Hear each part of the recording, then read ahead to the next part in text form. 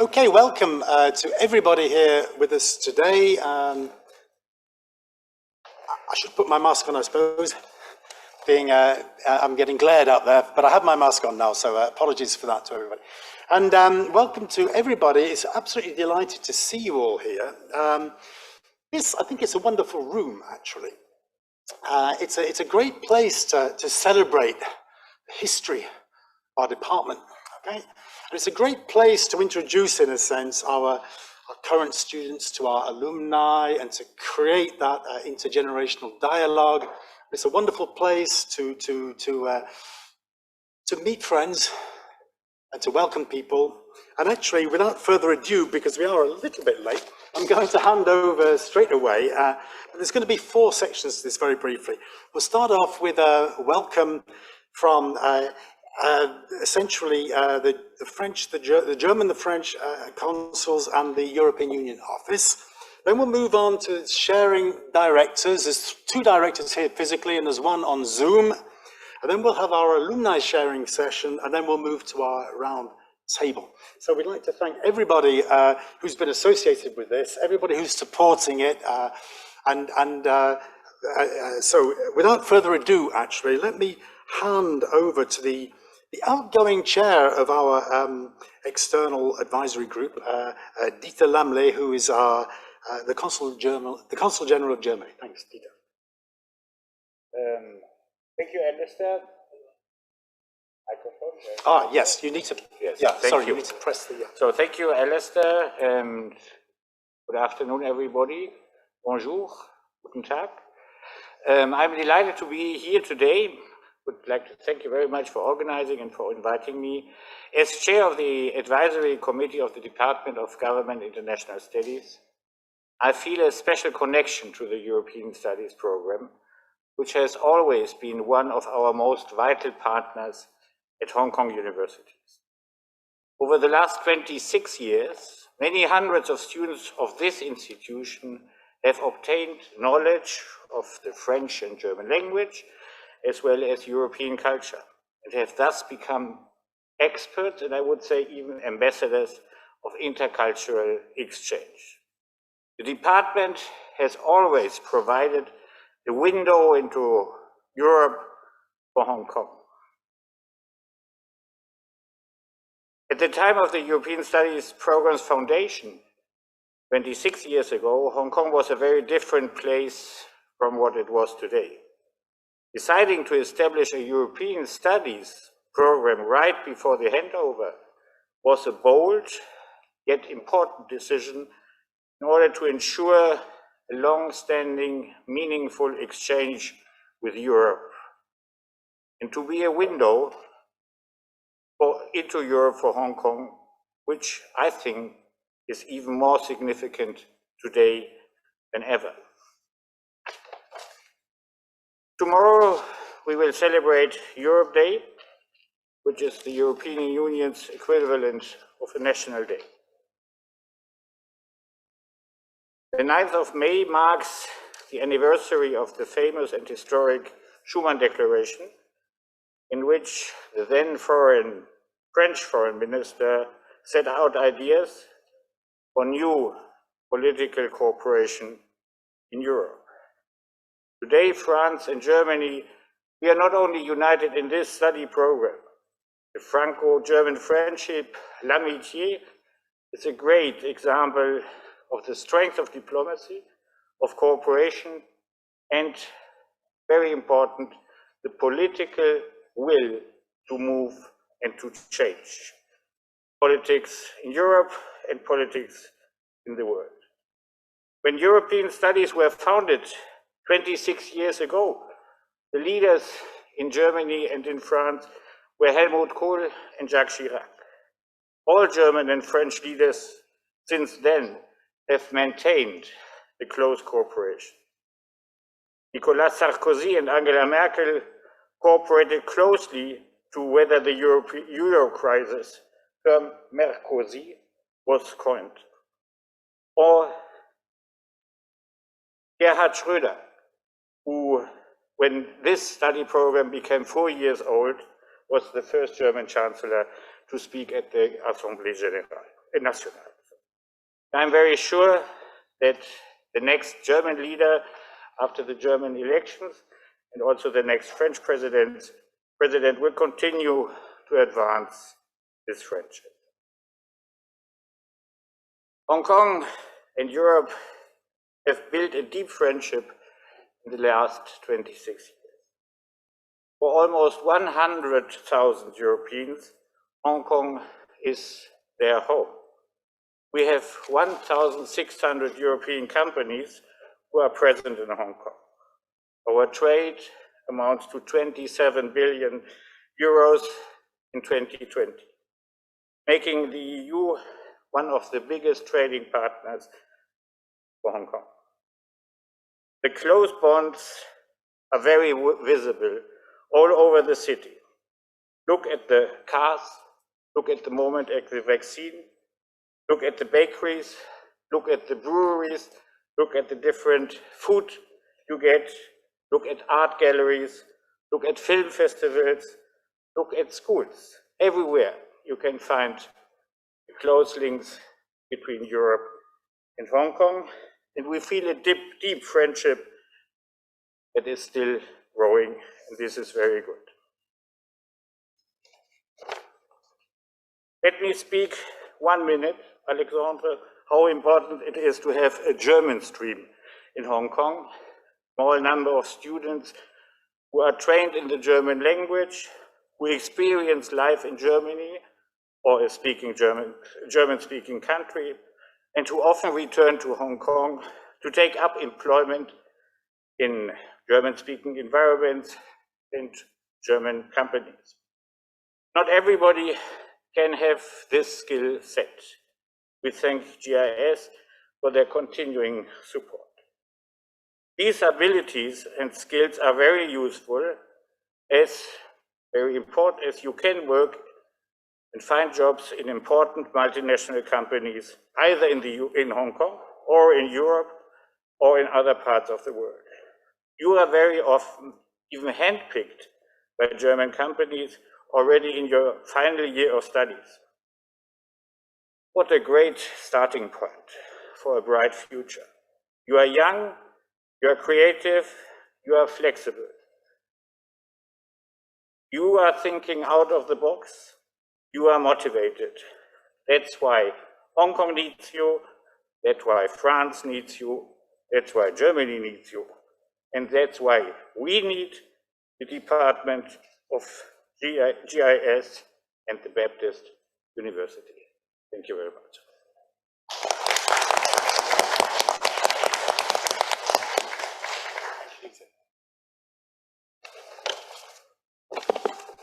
Dankeschön, lieber Dieter. You see, you have said almost everything, so I will be very short. Here we have alumni, we have also students. I think you have made a very good choice choosing to study here in this department. You know that we are in the post-Brexit era. And sorry, Alistair, please do not be offended, but the only two EU English-speaking countries are Ireland and Malta. The center of gravity of Europe has gone towards France and Germany. The two biggest financial centers are Paris and Frankfurt. And I would say the moral center of Europe is on the Rhine, this river which unites France and Germany. Imagine after World War II, we had an incredible reconciliation, which was initiated and in a very courageous and incredible manner by Konrad Adenauer and General de Gaulle. And today we have common and joint history books at schools between France and Germany. Imagine in Asia, countries who have fought between themselves during World War II, who would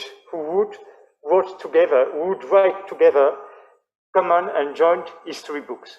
So I think this example is really unique in the world, and so I think we all have to think about that. You have said almost everything about why studying French, studying German. It's not only for culture; it's also for jobs. You have a lot of companies here in which you will find a German environment or a French environment. I would add that these companies, these French and these German and these European companies, they need you, they like you, they love you, because we really appreciate the Hong Kong way of working, of learning, and of doing business. You are really appreciated, and you are welcome in our countries. And I was most than happy to meet a couple of minutes ago with Hong Kong students who are to go to Lyon or to Bordeaux, and to French students who are coming from the various parts of my country and who seem to be very happy here in this department. I will just end saying that thank you to have chosen this week for celebrating the anniversary of the GIS department. This week is very symbolic. It's of course the week of the Europe Day, which is very important. It's also the week in which we had just commemorated the 200th anniversary of Napoleon. I had to come to this university, I had to go through Waterloo Road, which is a big offense for me. But you know, when I come here, with Dieter, we speak of reconciliation. So learning history, knowing history is a way to go forward. I'm all the more happy that you say that some of you have been under the protection of Napoleon, because we have developed a partnership with the French chapter of Légion d'honneur. Légion d'honneur was an order founded by Napoleon, and each year we, together with the consulate, we finance the trip to France to around 20 students. So I would say long life to friendship between the European people, and long life to the GIS, and especially to your network. This is very important, and I'm very happy to see people, even we will have a discussion with, through Facebook, a lot of, and this is very important to have a network. So please, you have 25 years now, use this network to go forward. Thank you.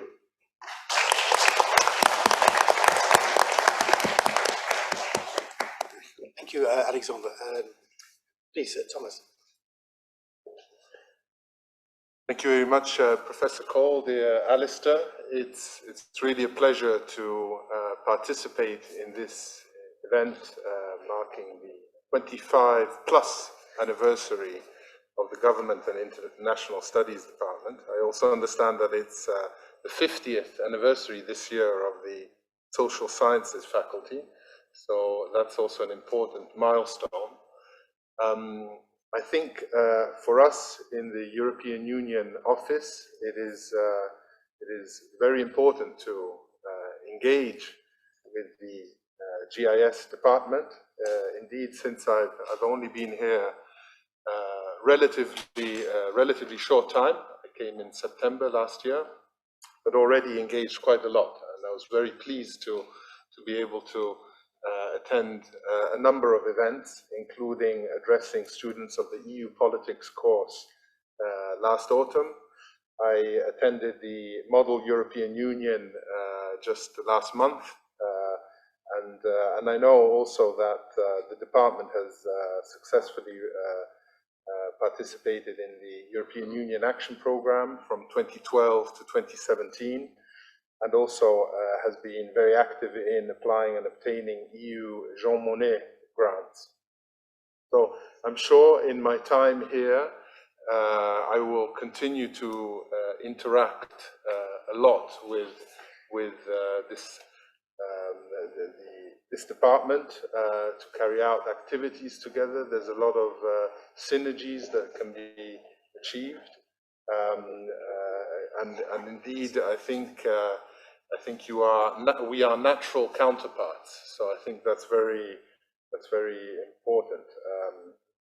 I wanted to take the opportunity, because I'm looking forward to listening to the roundtable later on this afternoon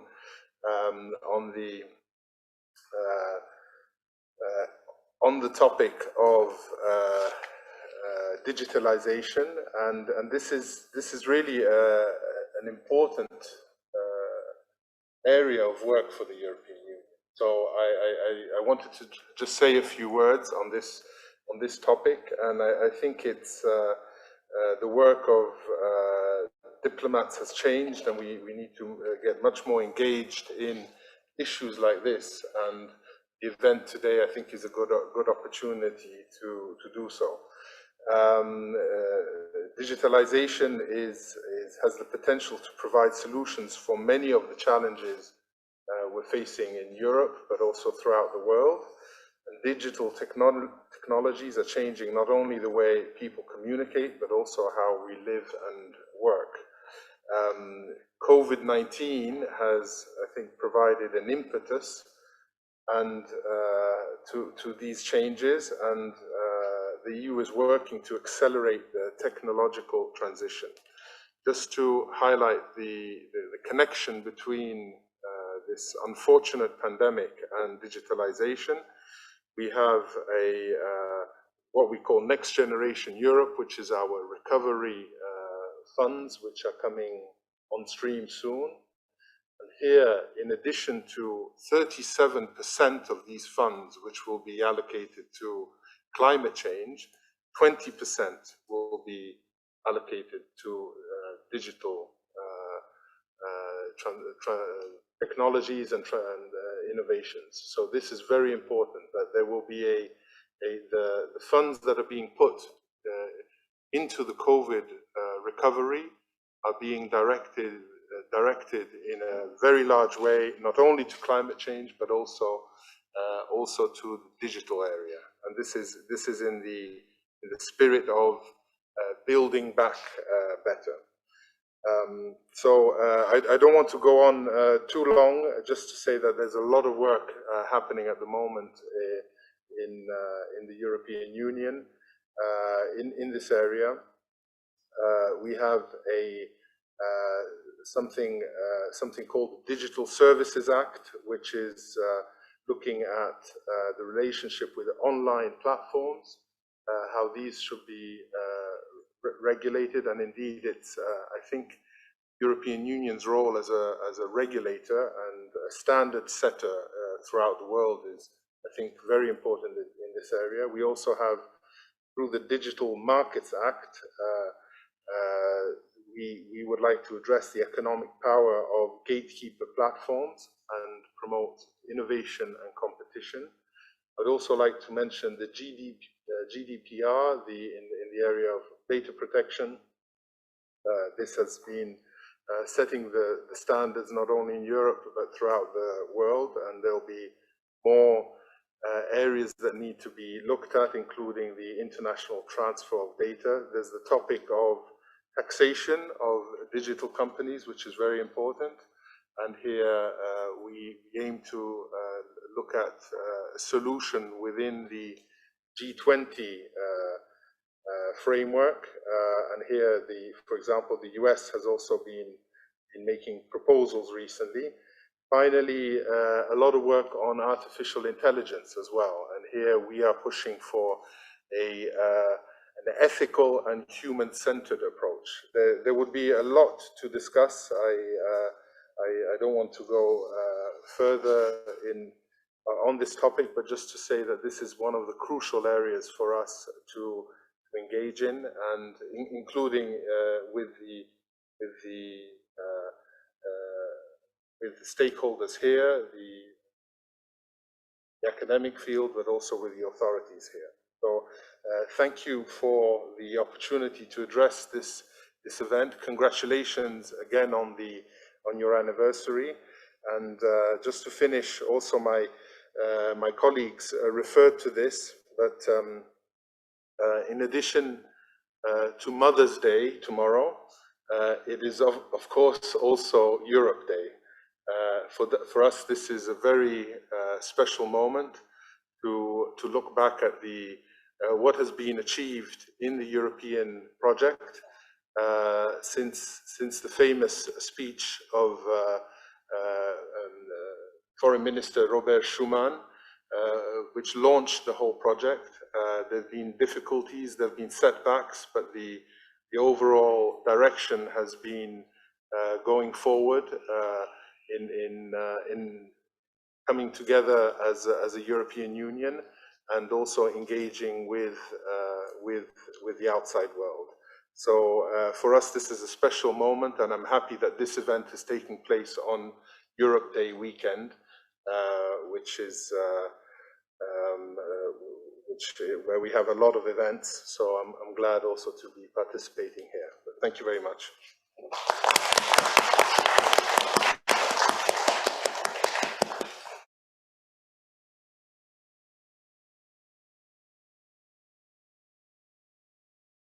Thank you very, very much to our esteemed friends. And we're now going to move to a rather different movement in this session. And this is when we look back, in a way, at the history of our department. I mean, I've only been here for 18 months or so. I'm a relative newcomer, it must be said. We have a fairly long history now, and we have the chance of still having some of our esteemed previous directors with us. I did try and track down our initial director, but I couldn't actually succeed in that. So apologies to Murray Forsyth. We have, I'm going to leave the floor now. Jean-Pierre Cabestan will speak in a moment, but I see Richard Balme. I can see you, Richard. I can also recognize the Sciences Po, which is, of course, a wonderful building. And I know that, of course, you're at Sciences Po, which is another one of our partners. We send students to Sciences Po when we do send students, of course. At the moment, maybe not so much. Anyway, it's my great pleasure actually to invite Richard Balme, who was one of our previous directors, to say a few words of reminiscence, to give us a few words of advice going forward. Richard. Thank you very much, Alistair. Honorary guests, dear colleagues, dear students, dear alumni. I'm very happy to be with you today to commemorate the foundation of the department some 25 years ago, or a bit more if I understand properly. I was head of the department from 2003 to 2006, so not very long after the creation of the department, after Bernard Meister. And not very long after the handover of Hong Kong from Great Britain to China in 1997. So it was a very different period for Hong Kong and for the university. We didn't really talk of digitalization at the time. We were more into computer and IT and teaching and learning. Students were also very quiet, shy to engage into politics. Many of them couldn't think of the possibility to study or work, or even for some of them to travel to China. So you can see how far those days seem to be now. I want to say a word before we come back to. I will be brief, but before talking a little bit more on my experience in the department, I would like to say a few words about this question of digitalization. Because I think social networks have deeply changed academia, and they impacted very deeply conditions for research, conditions for teaching. There is very much to say on this, and I guess this will be addressed in the coming roundtable, on freedom of expression, production of knowledge, trust in science and scientific institutions like universities. And this is a challenge for us all. In France, in Paris, where I am now, we recently had very vivid debates on sexual violence in universities and on so-called Islamo-gauchisme.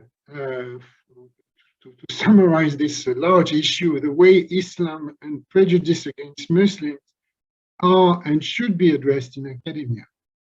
In the context of terrorist attacks we know of, in the geopolitical context, the global and European context we know of, which is of course a very sensitive issue. In France recently, this was a sort of pretext for the government to launch a form of interventions in academia, prompting strong reactions from students and staff.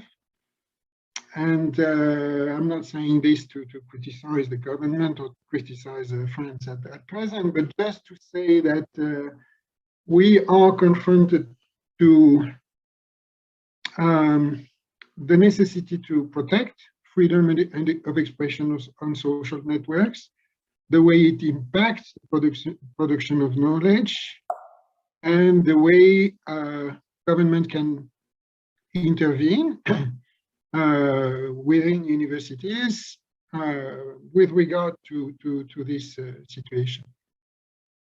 So all over the world, it's not just in the global south, I would say, but all over the world, including in Europe, including in France, we are faced with the challenge of maintaining and protecting academic freedom in the production of knowledge. And I want to say that we all face the same challenge in Hong Kong and in Paris, and that together we stand with regard to these issues. Now, let me come back to the spirit of this celebration and to the years, those years, early 2000, where I spent a few years with the department in Hong Kong. Viewed from Europe at that time, Hong Kong EU was very prominent in the Hong Kong landscape. But the academic community in Hong Kong knew, however, that BU offered very high quality education through specific attention to teaching quality and advanced internationalization, particularly in the Department of GIS with the European Studies program, but not only, also with the creation of the China Studies program and with the GIS quarter. So the department was a sort of hub, a platform for internationalization in higher education, very scrutinized by other universities who actually have followed and replicated similar programs or in European studies or international studies. During those years, the university went through very important structural reforms. We had to reform the pay system.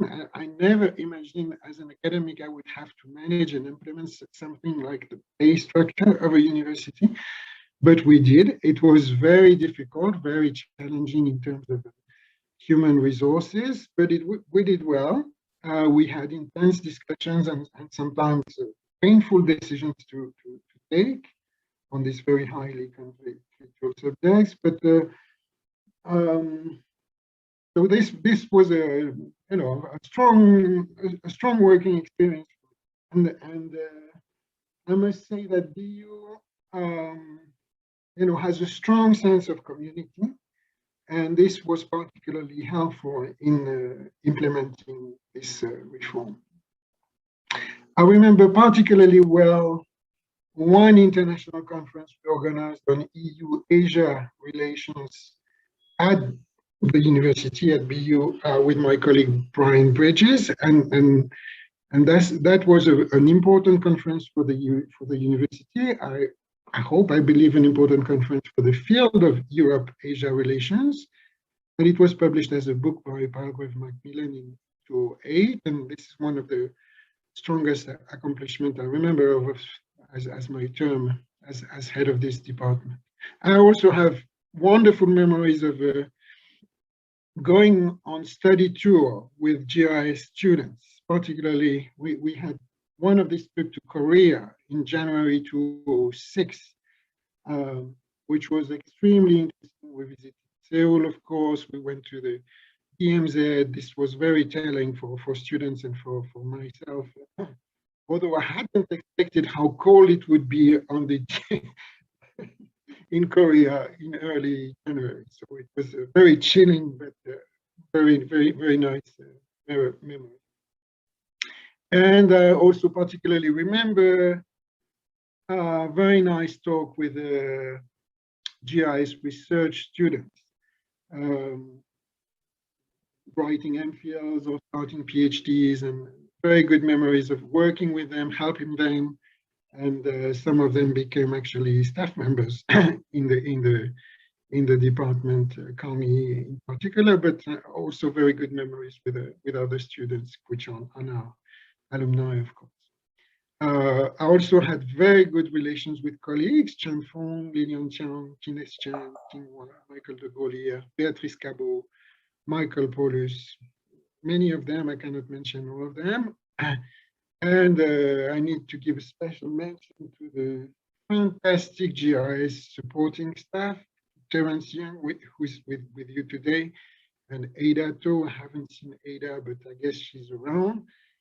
And it was absolutely an immense pleasure to work with them, and to Ada saved my life a couple of times in orienting myself in the university management with the Baptist characteristic, which is sometimes a little bit difficult to read, I would say. So all this is for me only good memories. I'm very happy to be here today, and to wish you a very happy birthday to all the GIS communities. Thank you very much, Alistair.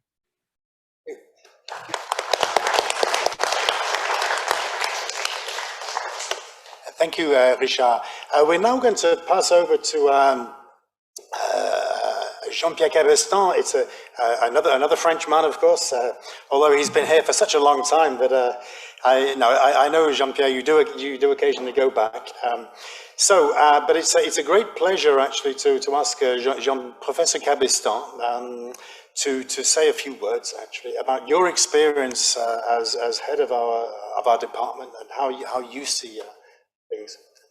Thank you, Professor Cole. Thank you, Alistair. Sorry, I've removed my mask. I can't speak with a mask, and my students know that. I remove my mask every time I teach. Thank you for inviting me to say a few words about my experience as a department head. As Professor Cole was alluding to, I was department head for way too long, nearly 12 years, from 2007 to 2018, and then another 6 months in 2019. Now, I looked at what I should say, and the sentence which sort of drew my attention was the main challenges. What are the main challenges of a department head? First of all is administration. But the good news about BU and Hong Kong universities in general is we have a very nice, very efficient, very dedicated supporting staff. And that's not the case of every university in the world. That's not necessarily in my country, I have to say, which is France. So, and Ada, Terence, Ivan, Kevin, they've all been very super efficient in helping me and making my life very easy, actually, or much easier than I would have suspected before joining BU in 2007. The other challenge is the nature of our department, which is a department of with 2 programs, political science, GIS, and then European studies. So it can be perceived as a challenge.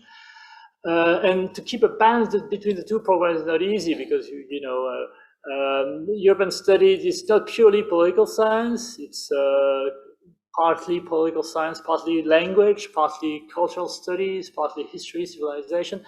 So we had long discussions with the then head of the person in charge of the European studies, Professor Werner Hess from Germany, who wanted to sort of protect the program from I would say the intrusion of political scientists, although there was part of the program being political science.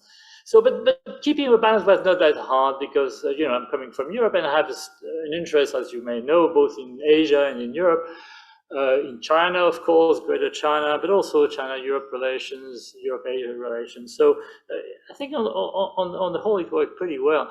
And one of the things which Richard maybe didn't have time to mention is the fact that the European Studies program is structured in such a way that we send the students to Europe in year 3.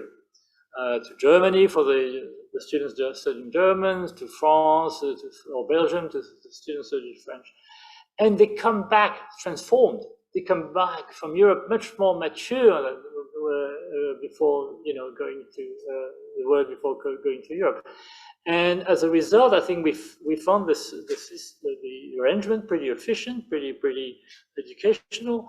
And our dean at the time, Frank Fu, decided to take inspiration from that arrangement to introduce 1 semester off campus for all students. In particular, our students from GIS, political science students. So since then, it was around 2009 to 2010, our GIS students started to be able to spend 1 semester off campus, and very many of them chose Europe as a destination of their choice, and that was also very educational, very formative for many of them, and they came back transformed as well. So I think that was very useful. Now, the other thing which we, you know, department you have to do is to recruit new blood. You know, you keep, you know, because people leave, retire, and you have to bring new people. And we've been, you know, as part of the plan of internationalizing the department, the university, we've tried to have a more diverse staff of teaching staff in our department. So I was very happy to be able to recruit Chris Lewinsky, as the first colleague I recruited 6 months after I joined BU from Poland. So, you know, bringing someone from another part of Europe, that was very useful to our department. And then we recruited also Kong Yi from originally from Fudan University, Yale, but Cantonese speaker, and so also, yeah, and a woman, I think, because at the time we had very few ladies in our department. It was a very male-dominated department. Politics tend to be male-dominated in some countries, at least. So that's what another, I think, important development. And then I recruited another French lady, Emily Tan, who is here. That was much later. Céline Diaz also. Is Céline around? Yes, I can see you here. Lecture in French language. So and more ladies. So that's we sort of try to rebalance the male-female ratio. But now, of course, the main task of as department head is to make students happy. So I decided to organize a number of events like talks, conferences, in order to sort of make the everyday life on campus more diverse, more animated, and more interesting. As you know, for students and alumni, on Thursday afternoon there is no teaching. That's the perfect time for organizing talks, and you know, Hong Kong has always been a hub. But I'm talking about pre-COVID situation, and it's always easy. It's rather easy to sort of bring people to, you know, to BU because they're coming through Hong Kong anyway. So I tell them, you know, we give you two nights at the hotel. You can save a bit more time, and you can really give your thoughts to our students. And we had good interactions with students. Now, of course, one of the challenges in Hong Kong is a kind of cultural gap between Europe and Asia. And students tend to be very quiet here. They tend to be, I would say, sometimes passive. It has to do with the Confucian education, you kind of top down, you know, you listen to the master, you ingurgitate what he says or she says, but you don't react. So to make students more, you know, more involved in the class, and, you know, and to turn a classroom into a place for dialogue, for discussions, that's not always been easy, I have to say. And I'm talking about the pre-COVID situation. Now, talking about just one word about IT, because I'm not an expert in IT, that I found that the PowerPoint has been a very good tool in order to teach at Hong Kong. Before joining BU, I never taught with PowerPoints in Europe, but now, and that helps because we're coming from different backgrounds. We speak English with different accents, and we teach personally on China, so it's good to add the Chinese characters when you talk about China to the English language to make everybody understand what we're talking about. So that's been another challenge, language acquisition and interaction with students. Now, the final challenge, I have to close on that note, of course, is politics. That we've lived in a city which has changed over the years. When I joined BU, I started with mainland China at the time of Hu Jintao. The time was China was gradually moving towards some more opening. There were a lot of maybe wishful thinking about China, moving towards democracy at the time. And then all of a sudden, in 2012, things changed in a different direction, as you know, in mainland China with the arrival to power of Xi Jinping. So I think I mentioned that in the outset because I think it has affected the landscape of Hong Kong. Now, one thing I have to say, when I joined BU, most of my students were not really interested in politics. Because for many of them, political science was not the first choice, it was the second choice. Third choice, and parents' choice was accounting, finance, maybe their choice was sociology or history, but not political science. So, and they were not really interested in politics, but gradually they changed. And, I think what happened in 2014 with the umbrella movement was a kind of wake-up call because everyone got interested in politics. Not only, I have to say, local students, but also my students from mainland China. And many of them were involved in the umbrella movement as well in 2014. So there's been a change of the landscape. At the time, just to mention, in passing Taiwan was moving in another direction. I remember when I joined BU a few months later, my Yingqiu was elected, and so we were able to organize a number of conferences with Taiwanese and cross-strait relations, and with mainland Chinese experts, Taiwanese experts from the blue camp, the green camp. So that was not an issue. Now it's getting more problematic, I have to say. Now, but then I was stepping down, but as I was stepping down in 2019, and Alistair was joining the department, Professor Cole, we had the protest movement in 2019, which has, of course, as you know, changed the landscape.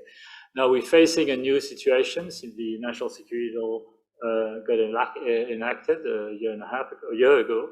The question is, I will finish on that, is how to better protect academic freedom, which has been guaranteed by the basic law and by all the conventions Hong Kong has ratified. So, and it's not an easy task because I know some of my colleagues may be worried about, how far can we go without crossing the red line.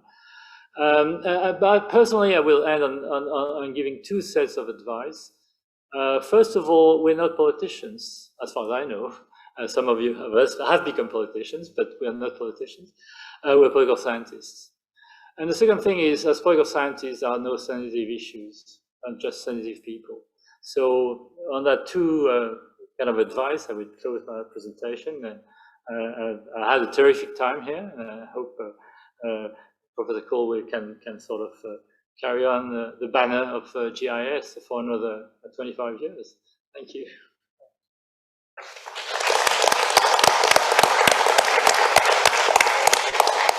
Thank you.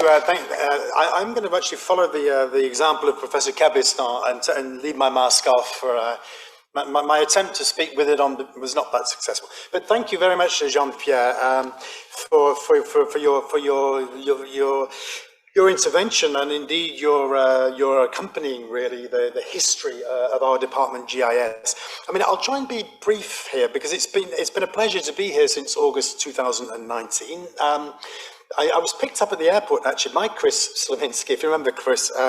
It was there was actually a plane on that day. There was no planes the 2 days before or the 3 days after, but that particular day there was a plane that arrived. So I managed to get here. I got here on the 15th of August. Then, of course, on the 18th of August, there was a very, very large peaceful demonstration. And then, anyway, and then I started work on the 19th of August, which was a memorable day. I won't give you the whole day because it was a very long day. And I thought, goodness me, if it's like this, I'm not so sure I'll last for a week. But no, it was okay. It's stabilized, But essentially, the theme of our conference today, really, it's public policy governance, internationalization in the era of digitalization. Now, I'm going to I'll talk about this in a minute, and I'd like very much to thank George Chen from Facebook. Now, George is another member of our external advisory group. Our external advisory group, of course, we encompass if you like, diplomatic representatives, but also companies and cultural associations. The idea is essentially to bring in stakeholders who can who can help inform and improve our performance in a way. And so that's very much the aim of it. And in a way, it's great to have this link and to have this streamed live on Facebook. I think in a way, the point of the meeting today, it's actually, it's a slightly hybrid meeting. It's in part an alumni reunion meeting, and that's absolutely super. It's in part to introduce alumni to our current students. And it's in part, of course, to go a bit beyond just celebrating our alumni. Some of our GIS alumni said, well, look, if you're not going to talk about anything substantial, we won't come along. So I thought, well, that's a challenge. Okay, let's respond to the challenge. So, and in a sense, that's in a way the thinking behind this this theme where, public policy governance and internationalization, well, we're very much engaged with public policy, both in our studies, but also by our former students who are frequently occupying important positions in government, important positions in politics, important positions in public administration.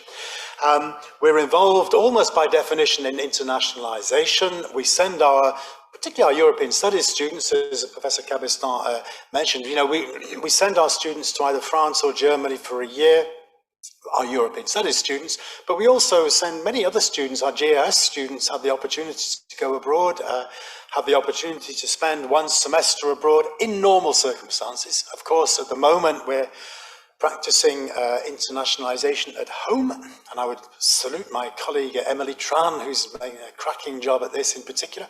And so in a sense, internationalization at home is of course another form of internationalization. But so public policy, governance, internationalization in the area of digitalization, and I suppose in a way digitalization is the difficult one, and we're going to pass over very shortly to our round table on this, and we've got a series of, it will be moderated by George Chen from Facebook, and we have a series of our illustrious alumni who are all engaged in very important positions now to sort of engage with this general issue. Before this, we're going to have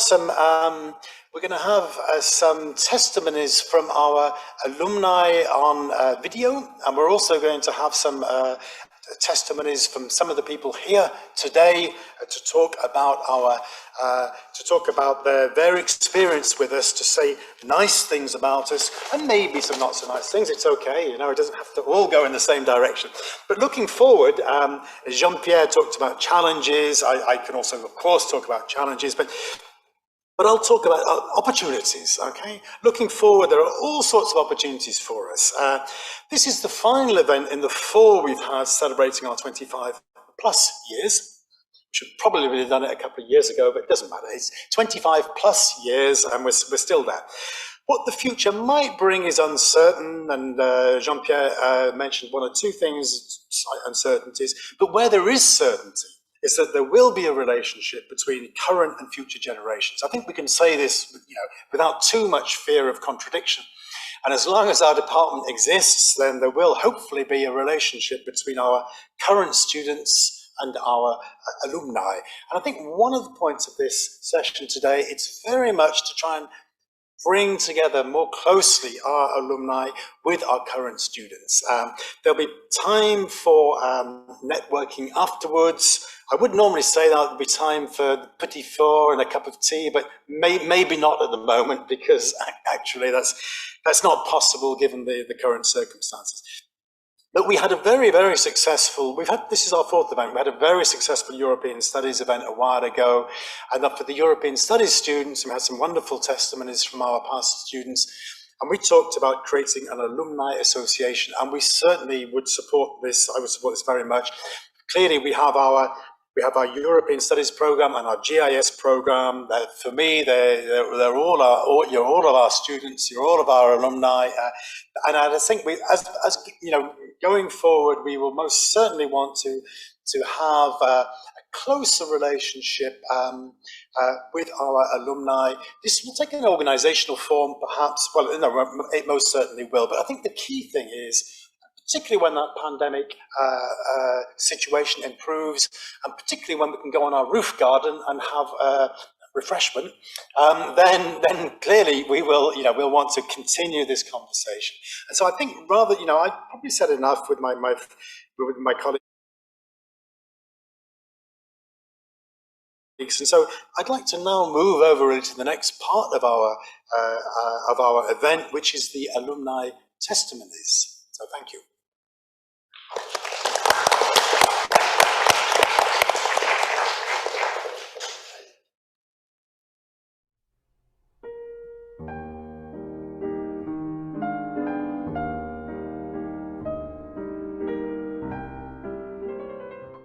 I've only positive thoughts and happy memories of my time in GIS. So I was there for 4 years doing my PhD back in the David C. Lamb building. And what I really like about GIS is the close connection between academics, students, and staff. I come back every single year to see Ada and Terence and form so many long-lasting friendships and connections of some last a lifetime. I'm so happy and lucky to start my academic journey at the GIS. All the professors, tutors, and classmates gave me a wide range of perspectives to think, and also, more importantly, they offer me courage to do what I want, to research, to study. And that is very important for junior female students like me, and it's a very empowering experience.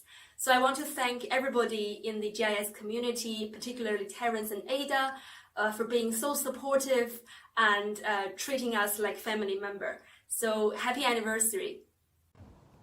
Hey folks, this is Sanho from the class of 2015, and I'm sending my greetings to GIS for his 25th anniversary from Tucson, Arizona. I've never forget my good old days and also the guidance I had from professors in GIS when I was in my undergrads. And my ties with GIS never wears out. I'm sure that under the leadership of our department head, Professor Cole, we're having a very good prospects, and I'm sure that we will continue to nurture people with not just wisdom, but also with integrities to the society of Hong Kong.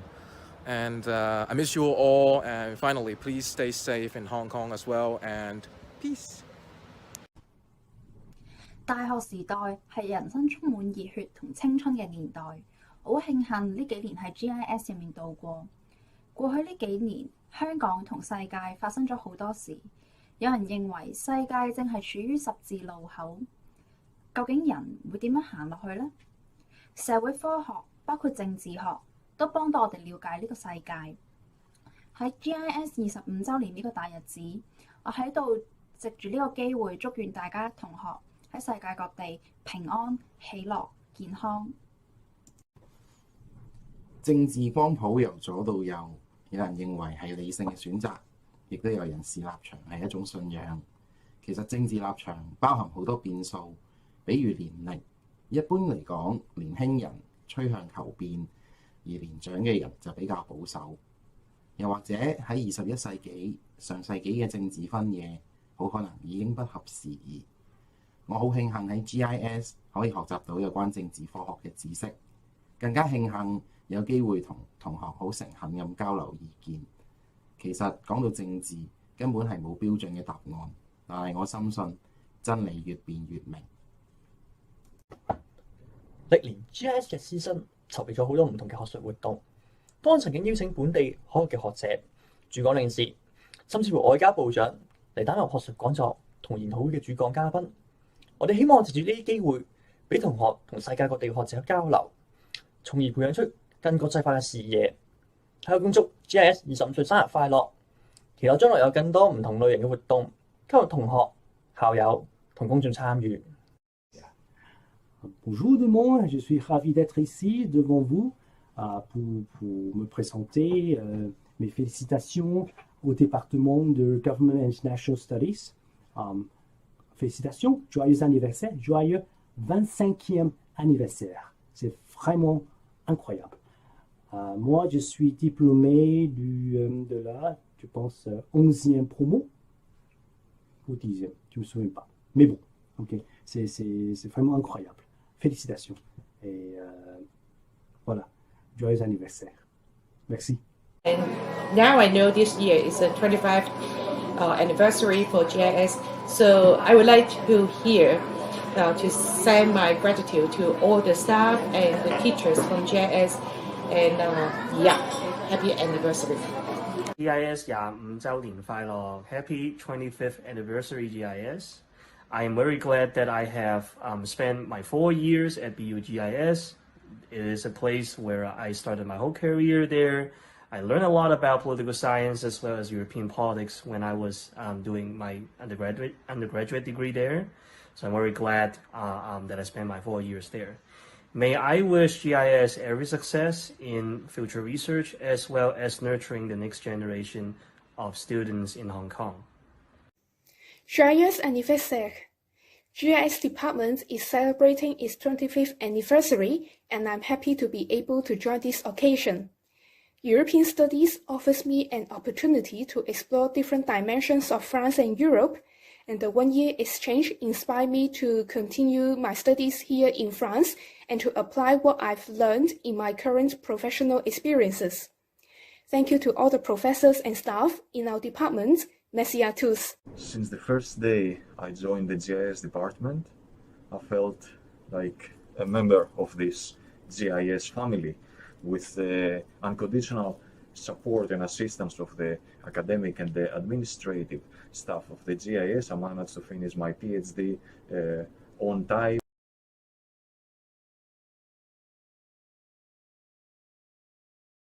So please, let's have some more. So for our students who are here now, let's have some more testimonies. Yeah. Hello, everyone. I'm Stephanie, the graduate of 2016. Thank you for inviting me to here to and celebrate this occasion with all of you. Well, I was told to share a bit like my life in GIS and how it actually helped me later in my career. I now working at Hong Kong Science Park, where I under a global program that we actually connect corporates and startups together, so they will have able to explore business opportunities. And it may seem a bit unrelated to what I was actually studying in my 3 years of GIS, but I think no matter it's politics or international studies, they actually have the effect long later when you're working, because when we connect corporates with startups, we actually have to understand the needs of the corporates or the markets. So at that stage, you will have to use your knowledge or skill sets that obtain from the time you are actually studying in universities to understand the needs of markets, the potential trend locally as well as internationally. So, and during the time when you're in GIS, professors and tutors actually allows you to have the platform to exchange ideas and share your thoughts with others, so that you will have able to exchange ideas will allow you to understand others of the point of view of other stakeholders, as well as you will tend to think things in a bigger way, more internationally. So I guess GIS provide me skill sets as well as the how you actually build up your own personal career later on. So thanks for the 3 years of GIS, and I'm happy to come back to here.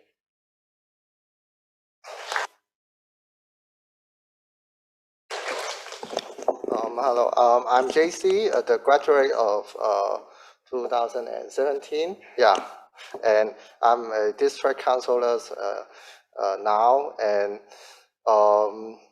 I think I would not say I'm a politician. Under this situation in Hong Kong nowadays, under the restriction of NSL, no one would claim them as a politician. All we can do is limited. And so what GIS helping us to get ready for our career or further studies is maybe there are some doubt in every student in nowadays those theories, how to connect with your future career. But in this situation, I always think of the history of other countries like America, Europe. How can they compare with nowadays Hong Kong? And what can we learn from those history? Those are some very, very useful experience and knowledge for us, especially for somehow we can, who would like to move the society. I would like to say to the current students here, the histories and theories maybe only just works on the paper to you now, but after you just study hard, and you will find it's helpful after. Yeah, thank you.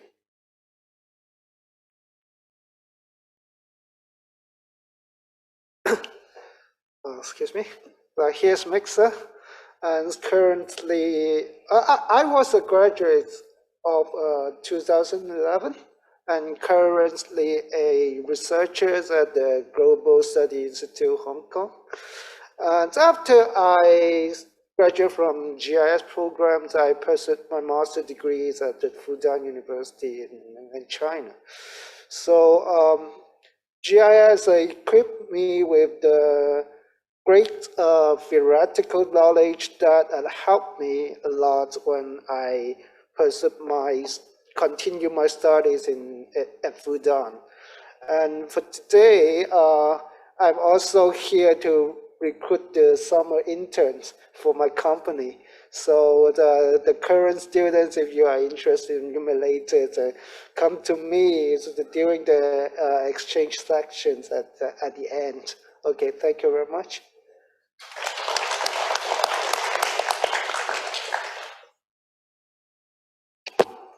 Hello everyone, this is Richard. Thank you very much for inviting me to this remarkable event. I prepared a little bit of a script, so sorry about that. It may be a little bit long, but I graduate here. I finished my undergraduate here in 2008, and then complete my master's degree here in 2011. I think I choose GIS. This is not my second option, but my first choice, because back into my time, I really didn't have a choice apart from GIS, because GIS is basically I would say the forerunner of providing education in international studies, because back then in other university, the focus was basically social policy, public administration, but only GIS. I picked international politics because I'm fascinated about history, and I want to know about the logic behind history. And so GIS was the logical choice. And I didn't regret that because my career after that was quite relevant to the international politics. I would say I'm one of the biggest beneficiaries of the study of international politics and also GIS.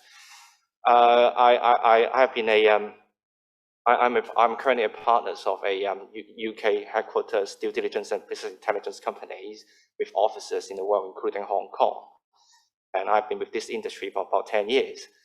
But due diligence is it's kind of like foreign word for a lot of people here in Hong Kong. But so basically, due diligence means background checks. So what does it mean by background check? As if you're a businessman, you want to do business with other companies in other countries. There are certain facts you have to establish first, such as whether the company actually exists. So you have to do the, get the records, corporate records, and who is the boss behind that. So you have to find out the shareholders, and then, the management you're dealing with directly, then you have to know that as well. So we help to establish those facts, and apart from that, we also help them to do some so-called issues of concern. So what are the issues of concern? There could be financial issues of concerns, reputational, legal, and regulatory. Financial one is more straightforward. Whether the company have any financial issues is quite straightforward. It's quite straightforward, right? Then the reputational issues, it could be, say, if you're a company want to invest in Indonesia, a paper making company located in Indonesia, so there could be a couple of reputational concerns you have to deal with. First of all, maybe the deforestations. So deforestation entails usually human rights violations, and because they involve forceful removal of the indigenous populations. So a Western company do not want to deal with this. They don't want to be associated with these kinds of human rights concerns because of the consumer activism, shareholder activism in the West. So these, that could be like sector-related reputational concern. But I'm sure, when I'm talking about a paper-making company in Indonesia, you guys may think about a word, Xinjiang, right? Xinjiang is a bit sensitive nowadays. It is less sensitive, it's also very sensitive to our industry. But in any case, it can represent reputational concern for a company in the West, as recent example shown to us. Also, it brings a little bit of, apart from reputational concern, it can bring us to legal and regulatory concern, because certain parties in Xinjiang are being sanctioned by the West. So, we have to find, as part of the due diligence process, we have to help them to find out, so-called the supply chain due diligence. We want to ascertain whether your raw material came from that particular regions or you buy from the sanctioned party, so to say, at all. And also, apart from sanction, which is quite new, or not very new anymore, but and also the other big part of the legal concern is the bribery, right? On the bribery front, we help our clients to find whether the counterparties have any political exposure, because under the Western bribery legislations, being so-called politically exposed carry more risk of bribery. So this is our job to help them to do the background checks to find out any political connections, whether it's they own, whether holding any public offices. So you can see our work is quite connected to, or quite related to, international politics. So in this industry, I would say we genuinely prefer students from social sciences or arts background. And as an example, I actually interviewed a candidate last year. She came from a very prestigious university in Hong Kong. She did BBA, the business administration. She was business major. Spent 7 months in a local bank doing compliance. It sounds good to me. So that's why we do the interview. And then during the interview, I asked, well, in your bank, Iran is something serious. So it's a bad flag you have to flag up to anyone, to your manager if you find any clients have any connections with this country. So she knows that, of course, Iran. Asked why Iran is a concern for us, why Iran is sanctioned. And she goes, is it because Iran sell illegal weapons? So the interview ends immediately, basically, because it's not true. I'm sure, in this case, a lot of our GIS students will be able to answer that. And so, this is a little bit of example that, having some knowledge of international politics can help us can give an edge. And not to mention Hong Kong now, Hong Kong is an international cities, and those regulatory regimes, legal problems, no longer remote to us. I will be sure, with the awareness of international politics, would give an edge in the future. Thank you very much.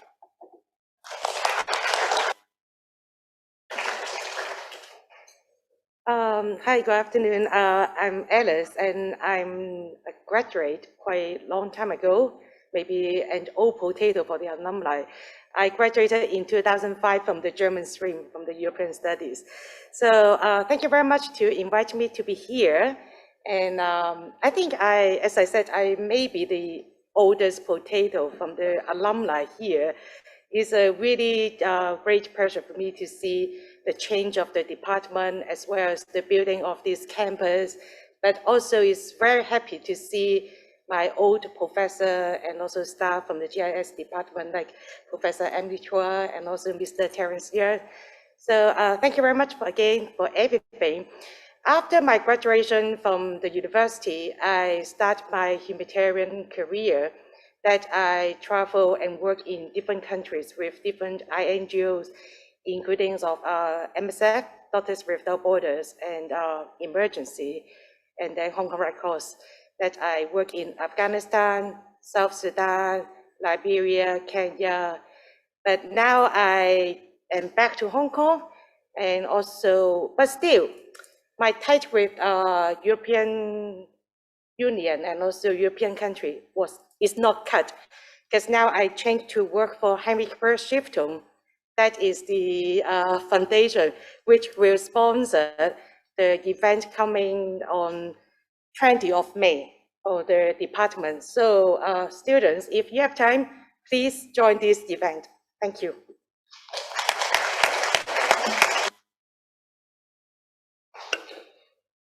Bonjour. Hi, I'm Ricky Young. I was just invited to speak by Mr. Terence Year. Thank you very much.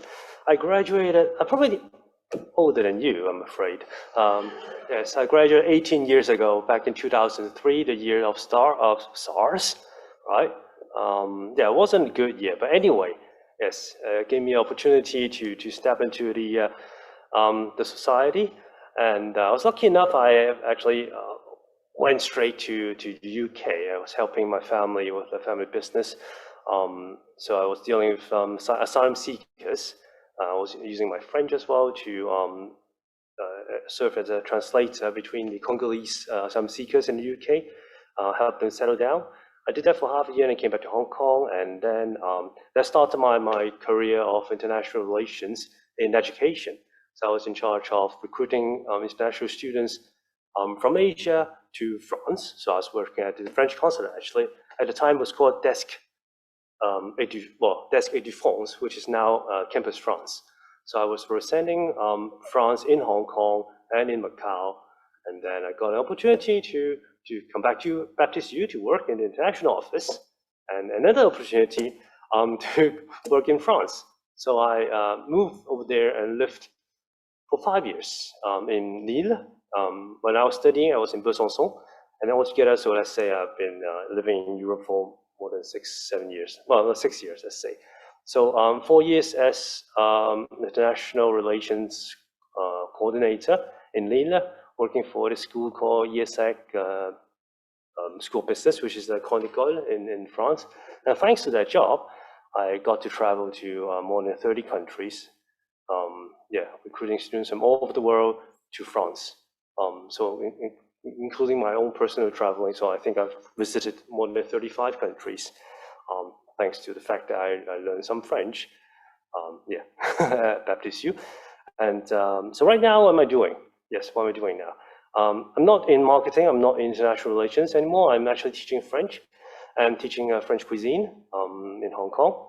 I'm a qualified French chef, you may want to say. I have a license to open a restaurant in France, but whether I'm going to do that is another question. And so I'm now teaching at HKBU and also my alma mater at DBS, teaching French and voilà. Okay, yeah, thank you. Thank you, and thanks to all of those. Thanks to all of our alumni who gave a really interesting presentations there.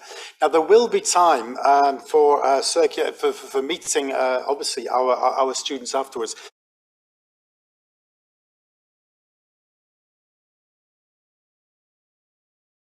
Thank you very much. We're going to start this session now.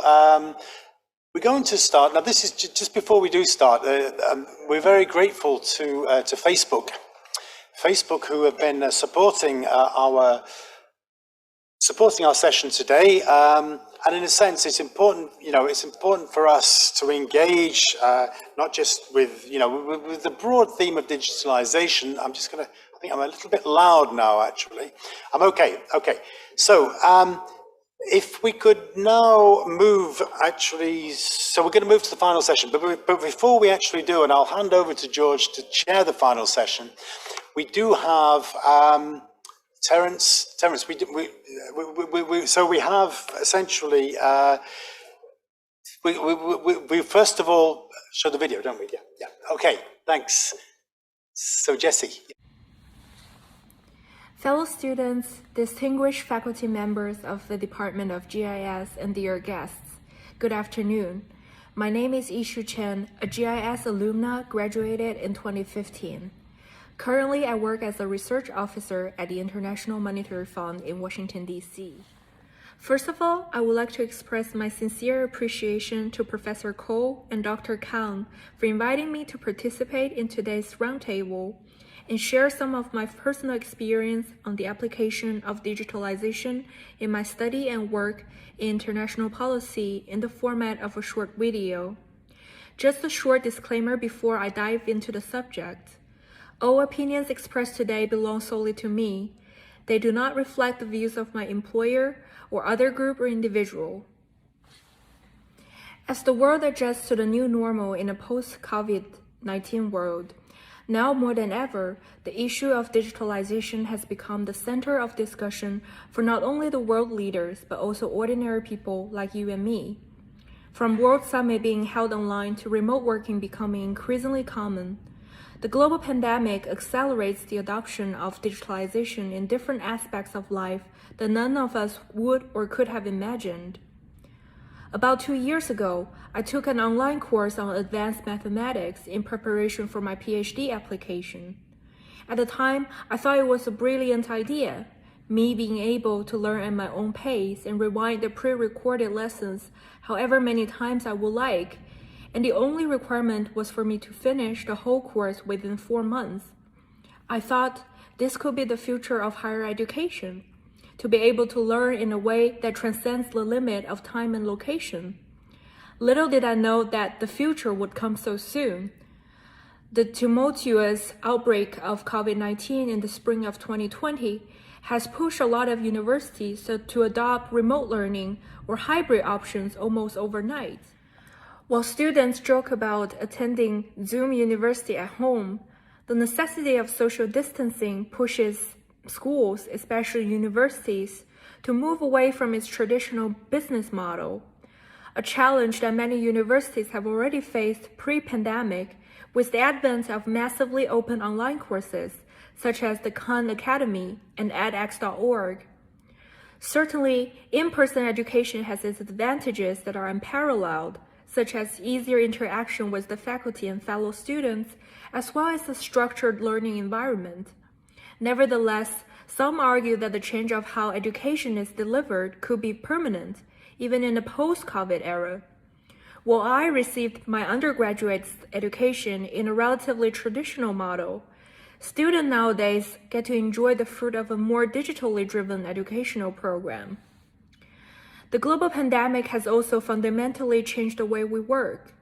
On the macro level, global leaders make frequent use of social media platforms such as Facebook and Twitter to broadcast latest development of the pandemic and to call on their citizens to follow orders of the Disease Control and Prevention Agency. While the memory of former President Donald Trump of the United States' frequent and extensive use of social media is still fresh in our mind, almost all world leaders now use social media and digital platforms for the purpose of COVID-19 management.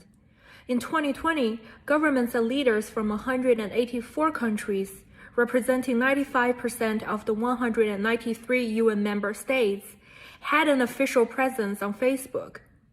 Similarly, a significant increase in the number of followers during the pandemic compared to months prior was noted in a recent study of the usage of Twitter by world leaders during COVID-19. Many analysts in the IR field directly cite the social media posts uploaded by world leaders as a supplement to the official government announcements. In fact, a lot of governments have already started strategizing the use of social media and digital platforms beyond the purpose of prevention and control of COVID-19. On the micro level, remote working has been widely adopted worldwide. Personally, I have been working from home for over a year now. Teleconferencing is used almost daily for meetings with government officials and different stakeholders across the world. The unprecedented opportunity created by COVID to practice remote working made people realize that it was indeed possible. Many large companies, such as Twitter, Shopify, Dropbox, and Quora, have switched to long-term or even permanent remote working modes. Flexible work is seen as the future, especially in industries such as tech, finance, and media. It is very possible that many of you will never experience the traditional work environment in an office in your future career.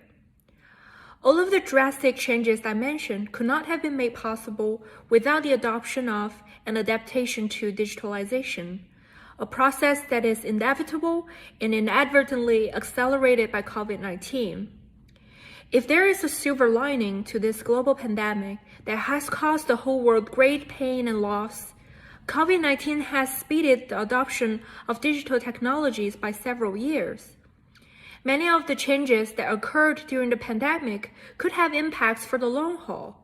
And for students and scholars in the field of international studies, it would be necessary and unavoidable to consider the implication of digitalization in your thinking of issues in public policy, governance, and international relations. Thank you so much for your time, and my sincere congratulations to the Department of Government and International Studies on its 25th anniversary. Hope to see you soon. Bye.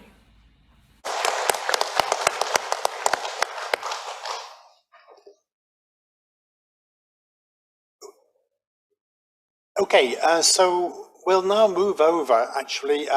Obviously, we have Jessie, who's going to be joining us from Zoom. Hi. But we're going to move over. I'm just going to say a few very brief words, and then I'm going to hand over to George Chen from Facebook. And I'd like to thank everybody on this panel. It's really great that we've got you all together. The idea is that this is going to be participative, that really we'll throw out a few points, and then we'll each will maybe we'll say a word, or anyway, George will moderate it and he'll direct the conversation, so to speak. I think essentially this is the themes: public policy, governance, internationalization in the era of digitalization. They're complex themes. I think we've already started to approach these. I mean, Tom Gnocchi from the European Union office raised some very interesting points, I thought, about the EU's position on this. I think there are four key questions to my mind here. What are the core public policy and governance issues raised by digitalization? So these are very substantial ones, it seems to me. And then perhaps more locally, what are the more specific challenges in the field of e-learning and pedagogy? And again, as Yishu was saying, it's transformed our lives in the last 18 months, trying to adapt. And then I think thirdly, there's a more specific point about internationalization, and maybe what do we do as a Department of Government and International Studies with challenges? If we can't be international, in the sense we can't travel, where does that leave us? Of course, there are different ways around this, but certainly we have to, and then finally, what do and this is where we invite you really to give us some future challenges and opportunities for our department. Where should we be going in this? We've already had quite a few points here, but where should we be going in the future for our students? But I'm now going to hand over actually to George Chen from Facebook.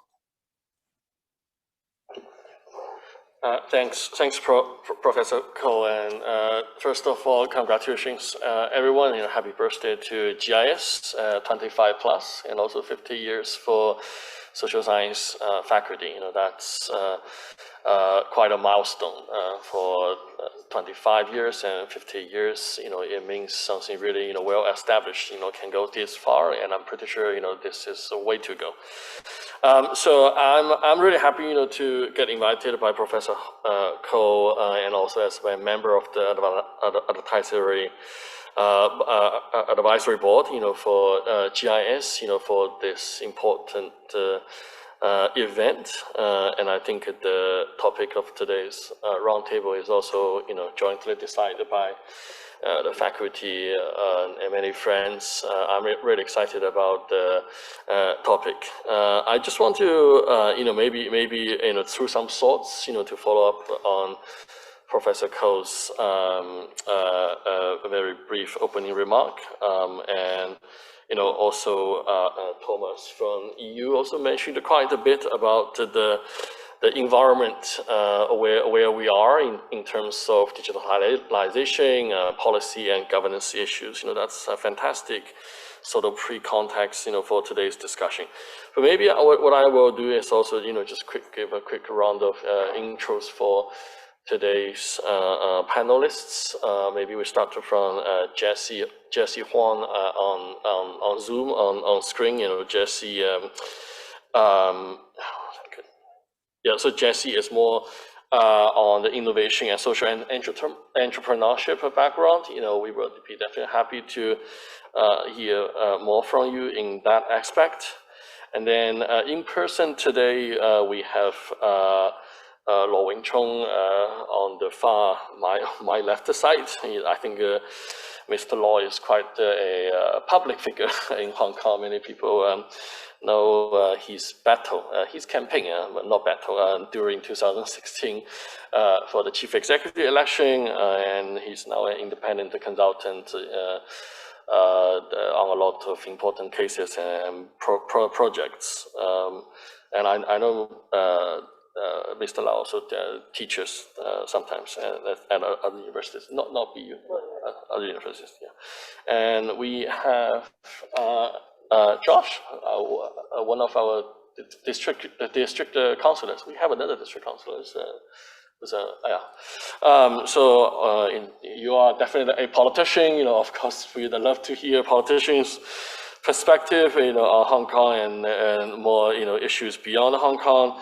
And we have Winnie Chan, who's a former policy analyst in the Hong Kong government, but now work on the FinTech project. That's fantastic. We will talk a bit about disruption. FinTech is certainly one of the areas, that people talk about in terms of disruption. And last but not least, we have Owen Wong on the far right side, currently working for the British Consulate General in Hong Kong. Previously also has experience in Hong Kong government.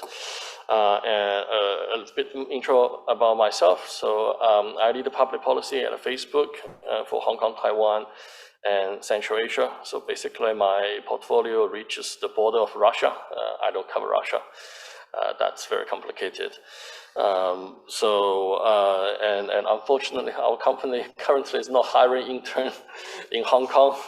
Hopefully, in the near future, we can discuss the possibility. We do have a lot of internship opportunities in the US and EU, but the Hong Kong office, is not that small. We have almost 400 people in Hong Kong. This is our Great China headquarters.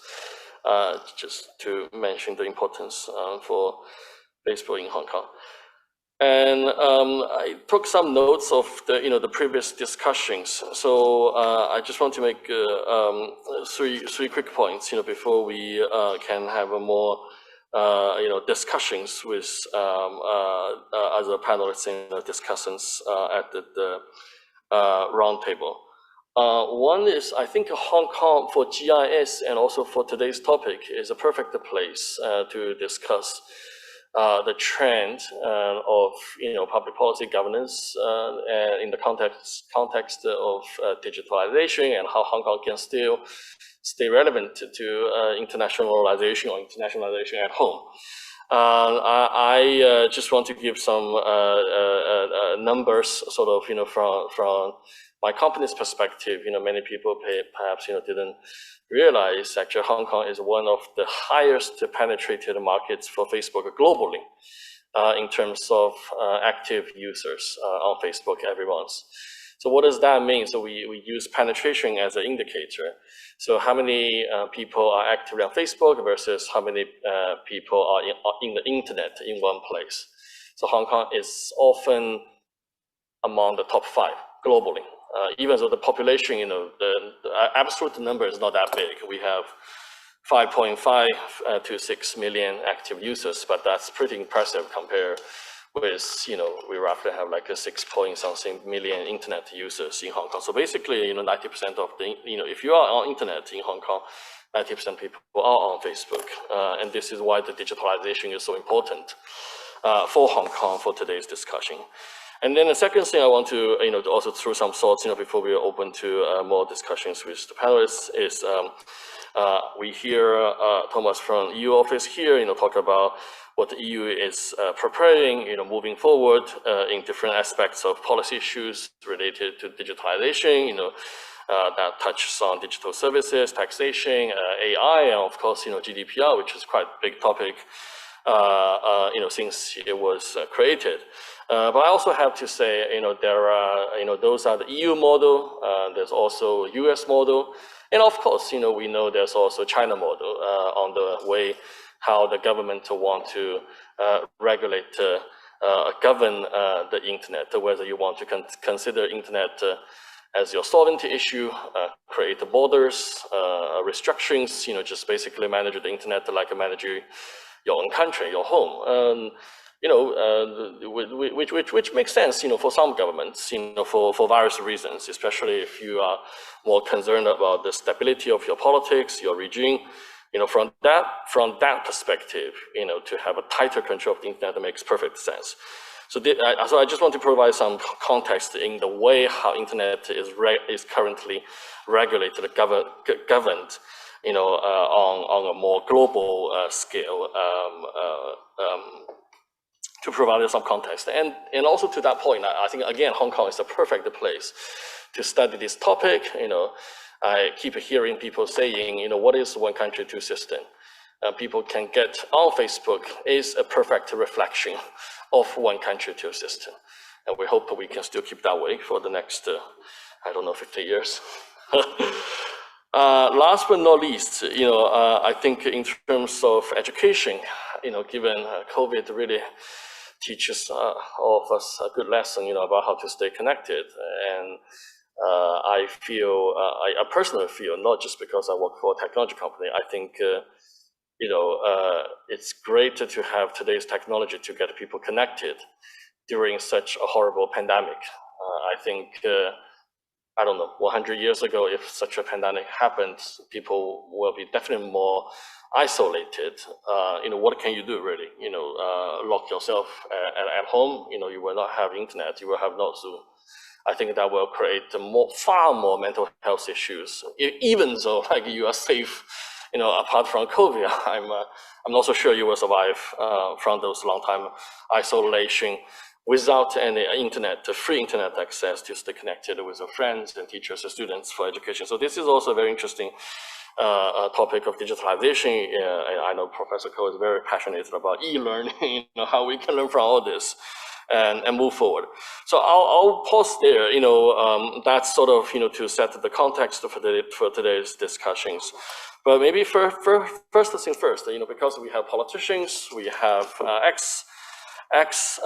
civil servants now working in private sectors. It's a very diversity group of people to discuss the topic. But I do want to hear, maybe we start from Mr. Lau and Josh. You two have more direct experience in dealing with politics and policy.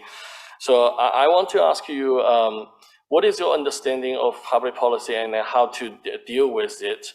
Like 10 years ago versus now, in the context of digitalization, or if I make the language more human, like simplified. I think the Hong Kong government, for example, has been pushing a lot of policies out, but sometimes maybe the policy is good, but the result is not that good. Maybe something wrong, in the process of selling the policy.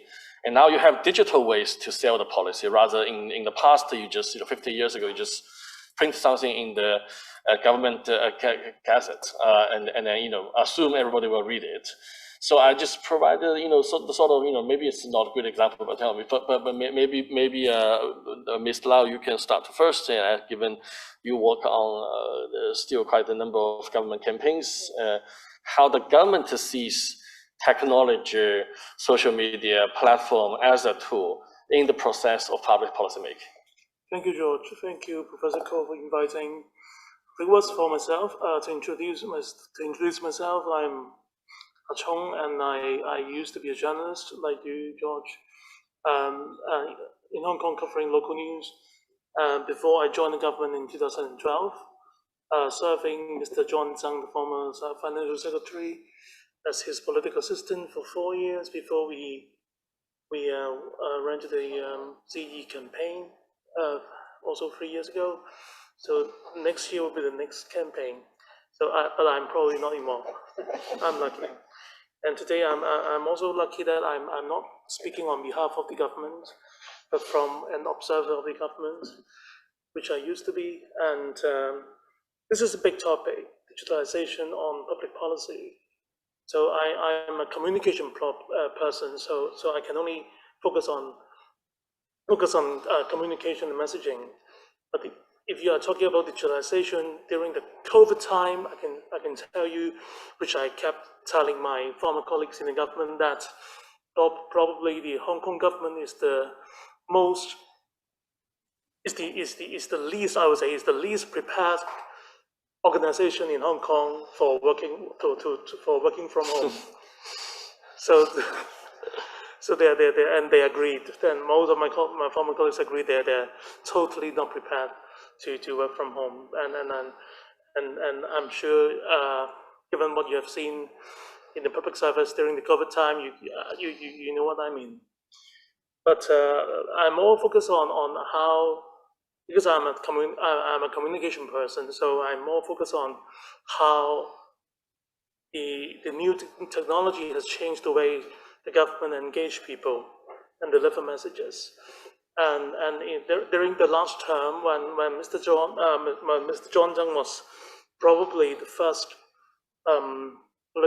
politician in the government to fully embrace social media, we find it of course a very effective way to engage our own fans and also to deliver the messages.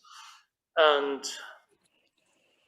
I used to work in the traditional media, and what we can see in the recent decade is the traditional media is losing the impact and influence, and we have a total new media landscape which is very fragmented. So people are no longer watching the same news program or the same set of newspaper, or they read news in a pretty different ways. And therefore, for the government, it's getting more and more difficult to set public agenda. And setting public agenda has become almost like an impossible task for government nowadays. And this is, well, from what I can observe, is this is not only happening in Hong Kong, but everywhere in the world. And for anyone working on public policy, if you lose the power to set a public agenda, then that means you're doomed. There's no way you can succeed. Or like what George has said, is you have a good idea, or you have a good heart, but at the end of the day, you fail. But what we can see in the past 5 to 10 years is, I would say, is the speed of embracing the new media has taken up pretty fast, which is actually quite fast. And the use of the departure from the old media to the new media has helped the government to actually engage with people with different backgrounds, age, but the language that they need to adopt to the new media, I would say, is still a little bit lagging behind. Because when you're moving from one media to another media, the language, the manner, the way you deliver your message, they are completely different. And this is also another challenge for public officers, because you're a public officer, but on one hand, but it may be hard for you to deploy different language and tones on different platforms, and this create another problem. And that is why you see that so many government projects asking external consultants Atlantis like us just in delivering the message. Well, to me, it's a good thing, but in terms of efficiency, it is not as efficient as before. And because I have my sociology background in university, and I'm more concerned on how a society can come to any kind of consensus. Because we have covered a lot of the bright side of the digital world and technology, but I'm more concerned about the dark side, and I'm actually pretty wary about the dark side of the technology. What I can see, I wonder if you have. I think many of you have watched Social Dilemma on Netflix, and that is exactly what my concern is. Is when a society is fragmented in a way that people are focusing on their own piece of interesting stuff or whatever, and paying no attention to other stuff, especially those stuff which are relevant to the public. When we go back to the very classic model of the Habermas public sphere, and we talk about how people can get a consensus through discourse, any kind of productive discourse, and it's impossible like here, where we can talk in like in a fair and honest and way, but you can never imagine this kind of exchange can happen in a new media. And this is exactly the worrying thing that I don't like about the new media, and from this angle, I think on education side and also on the academic side, I think there's a lot of work that we have to do. I mean, on technology literacy, on media literacy, on how you understand international relations as well, and going back to the questions Professor Cole has given to us, and I think the importance of education on these the items I mentioned has become very, very high, and this is my answer to you, George. Thanks. Josh, maybe you can follow up on Chung's comments. You have first-hand experience as a politician, living on social media to some extent. How to deal with all the public inquiries and to sell your own agenda. Okay, thank you, George. Allow me first to introduce myself. Actually, I'm also a graduate from the European Studies. Graduated in 2015 in French stream. And I was elected to the Kowloon City District Council in 2019. And I'm also a columnist for the Hong Kong Economic Journal. I'm an accredited mediator. So that's what I've done after graduation, a simple introduction. And politics in a digital age. I think in a digital age, connection is easier, that's for sure. I mean, look at the G7 summit. The India Minister of External Affairs, because members of his team was infected, but there's no problem. You can still communicate and engage with others by a virtual summit. And look at Joe Biden and Xi Jinping, they held environmental summit, climate summit with people in April. And so connection is easier. But just like what Mr. Law says, easier connection or easier way to spread your message doesn't mean that you're more effective. On the contrary, actually, the traditional institution, the role of them was being weakened. Political parties, trade unions, NGOs, governments, and media are not as effective as before, not as important as before. As some guests mentioned, Donald Trump, and when you look at his election victory in 2016 by just tweets and Facebook, even facing Hillary Clinton, who is more well-funded and fully supported by the Democratic Party, but still Trump succeeds in winning the elections and almost incite violence in the Capitol Hill on the 6th of January this year. And when you look at France, you look at the Yellow Vest movement, Mouvement des Gilets Jaunes, you see that the protesters, they use social media to connect with one another.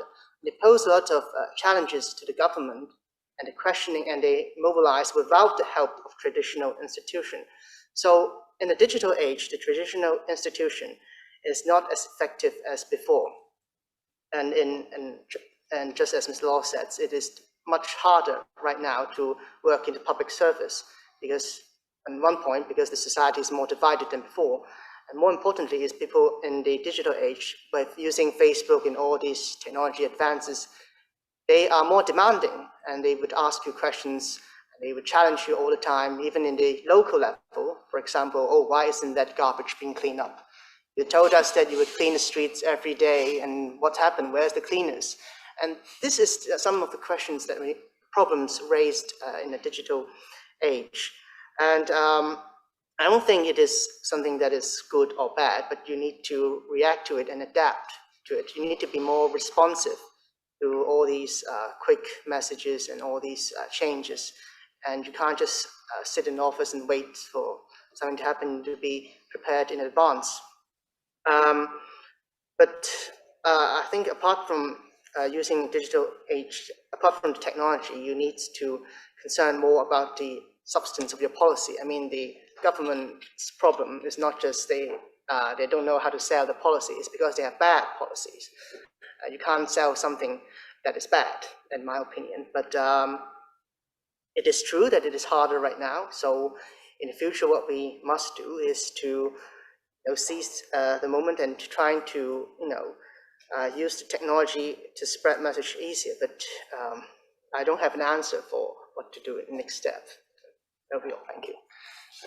Thanks. I have two quick points to respond. One is about the how to sell policy. My academic background is also in political science. I studied at HKBU and Yale. I think traditionally scholars when they teach theories and teach you about policy design, I think in the older times we spent a lot of time to teach you how to design the policy, like if you think about the whole ecosystem. But in more recent years, I began to hear more and more that actually people should spend more time on towards more the end product. When you have the product, it's just the beginning of your work. Rather than in the older times, the AOs, the policy bureaus, they made a policy and said, fine, okay, fine, we got a policy, let's do it. Now it's not that easy to just let's do it. This is why I know even though Y.W.WONG is no longer with the government, but the government still comes to him for a lot of external consultancy job, to ask him how to sell the policy.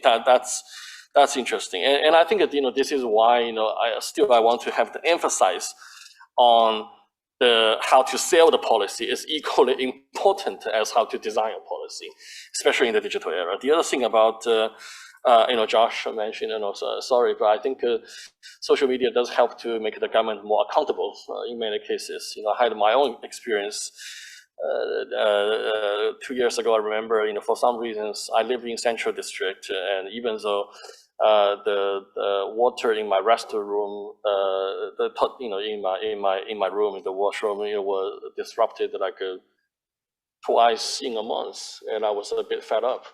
So I posted on my Facebook. I do get some legislators who are my friends, and then they helped to repost and escalate to some people, and then that worked. People, the government took it more serious, and then in the end, it got solved pretty quickly. I even got a call from an officer from the Water Bureau or something. But again, I think in a way, like social media can help to make the government more accountable. But I do hear what you're saying. There's also the dark side, of this. I think just like human nature, we have bright side and dark side. It's a very philosophical questions to discuss. Anyway, so I also want to get into a little bit more in details, because we say digitalization, and in terms of the opportunities and challenges. What exactly digitalization involves?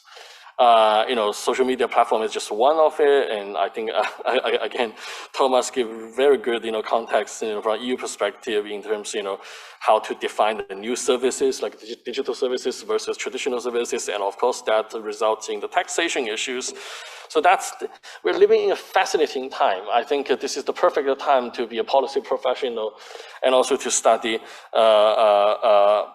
politics. Actually, Professor Cabestan said many years ago, people are not interested in politics, and now you are interested. But it's not now you're interested. You have to know some politics. Everything in Hong Kong is about politics to some extent. So I'd like to through the next question maybe to Jessie on Zoom, because you work on a lot of innovation stuff.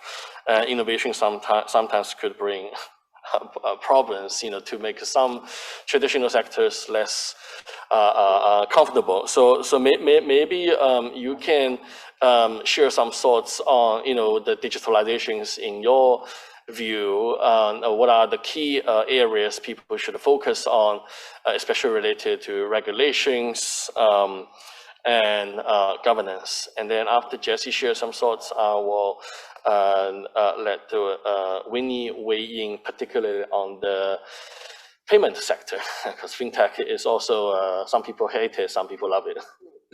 So maybe Jessie, you can spare the next few minutes. Thank you, George. Can everyone hear me? Thumbs up if you can.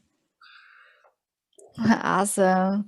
Yeah, it feels almost weird. I'm the only one who doesn't wear a mask, but it's great to be here. And thank you, Dr. Kang, for inviting me. Just a little bit brief background. I was born and raised in China. I came to Hong Kong in 2013 and studied in GIS and graduated in 2017. I worked in a couple of public sector as well, in consulate and then the political risk consulting company. And then I pivoted and joined the two fast-growing tech startups and also built my own startup necessity, focusing on education technology. And then started my community of social entrepreneurs and built a community of 2,000 social entrepreneurs and innovators across the US and Hong Kong. So right now I'm studying Master of Development Practice in UC Berkeley. My focus is using digital technology to transform the policy action regarding poverty actions. So yeah, I'm very excited about the topic today because I'm really close to what I do here. And regarding the public policy around, or let's say the question George asked is mainly focused on what are some promising opportunities that digitalization actually present. I would say working in the tech startups, I'm a little bit biased, right? Because I really don't see another site, people who don't have access to digital tools, whereas a large percentage, where I would focus my discussion on the creative destruction. Because working in the education tech, I really see how this platform like TEDx and Coursera has promoted the inclusiveness and also the equity in terms of both access and also the quality of education. And because of this technology platform, we were able to invite speakers around the world, around the top-notch universities. And they also promoted the new form of civil participation and also the formation of social relationship. So going a little bit more into the details, what do we mean by the new forms of the civil participation and social relationship? So previous startup that I've worked at, the name is called Agoris. So Agoris is an open innovation platform that helps governments and corporations to innovate by crowdsourcing ideas and proposals around the world for tackling some pinpoints and also supplying the innovative ideas to digitize their services. So one of our major clients is the Singapore government, some of you might know, called Enterprise Singapore or Startup SG. And one of their main target by 2030 is called Smart City Initiative. So they're focusing on 8 areas, including health, waste management, transportation, so on and so forth. And really one way that digitization have brought for the public policy making or the just administration in general is that they were able to crowdsource across the world at a very fast speed. We had a project within 3 months, we got 1,500 proposals from individuals like student groups, startups, as well as developers. So it really presented a huge opportunity on the open innovation front. And another creative disruption is definitely education, which we were gonna speak more later on. But specifically with my startup, for example, Necessity, which is a platform that connects students from financially underprivileged backgrounds with digital skill training programs. And there's a huge potential with a very few programs that's like range from 2 to 3 weeks. The students were able to really build a basic digital literacy to at least get some of the entry-level jobs or getting some of the job interviews. So we really see there's a promising area emerged from the two main areas, the open innovation and education technology. I can talk more later, but I will let more panelists the chat me.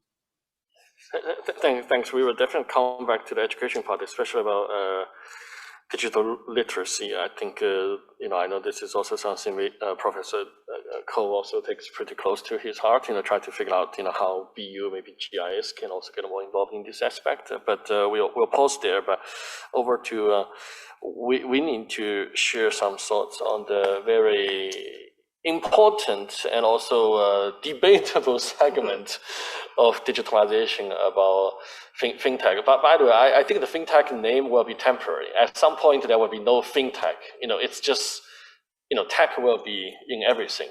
Financial services. Everything will be on blockchain at some point. Yeah. Actually, fintech is just a name of it. Okay. Actually, because technology will be applied in every single corner of the society, actually. Before I go into the topics, I would like to introduce myself a little bit, just a few minutes, okay? I obtained my bachelor and also my PhD here from GIS. I'm so honored to be invited to be here to give to join you guys to in a roundtable discussion. Basically, I was a policy analyst in the government before, and after that, I joined CHEN to be a lecturer to teach the policy studies and data science. And I'm now joining the Global FinTech Research Project. Is based in UST. Basically, in my mind, because the discussion topics is related to public policy, two keywords in my mind, okay? Public policy, governance, okay, and also digitalization. One thing in my mind is that actually how you promote public policy is totally related to your governance, okay? And your governance actually is totally related to how you can promote your public policy, okay? So digitalization is just like tools, okay? A platform or a kind of trend, okay, maybe, okay, to promote the public policy if the government want to and have the capacity to do that. I'm thinking what in my mind is that maybe this may not be just related to so-called fintech or tech payment, but actually it's related to how we engage or encourage each groups of people in the society to enjoy this kind of technology. I'm wondering, because this is totally related to social justice and also related to how the people can be educated to learn to use the technology to apply to every aspect in their life. When we do the public policy, when we study public policy, the policy cycle, the first stage will be initiation, and the final stage will be the implementation. And also, what I want to pinpoint is that about the consultation will be the last second stage. Okay, when we already reached this years, okay, we cannot just ignore the. I just want to echo Chong that we cannot ignore the engagement, okay, or the comments or the views from the public. So digitalization, I'm thinking is not just an outcome, but actually that is a kind of tools that we need to use to engage our citizens, our stakeholders, okay, in order to design, okay, or to promote, okay, our public policy.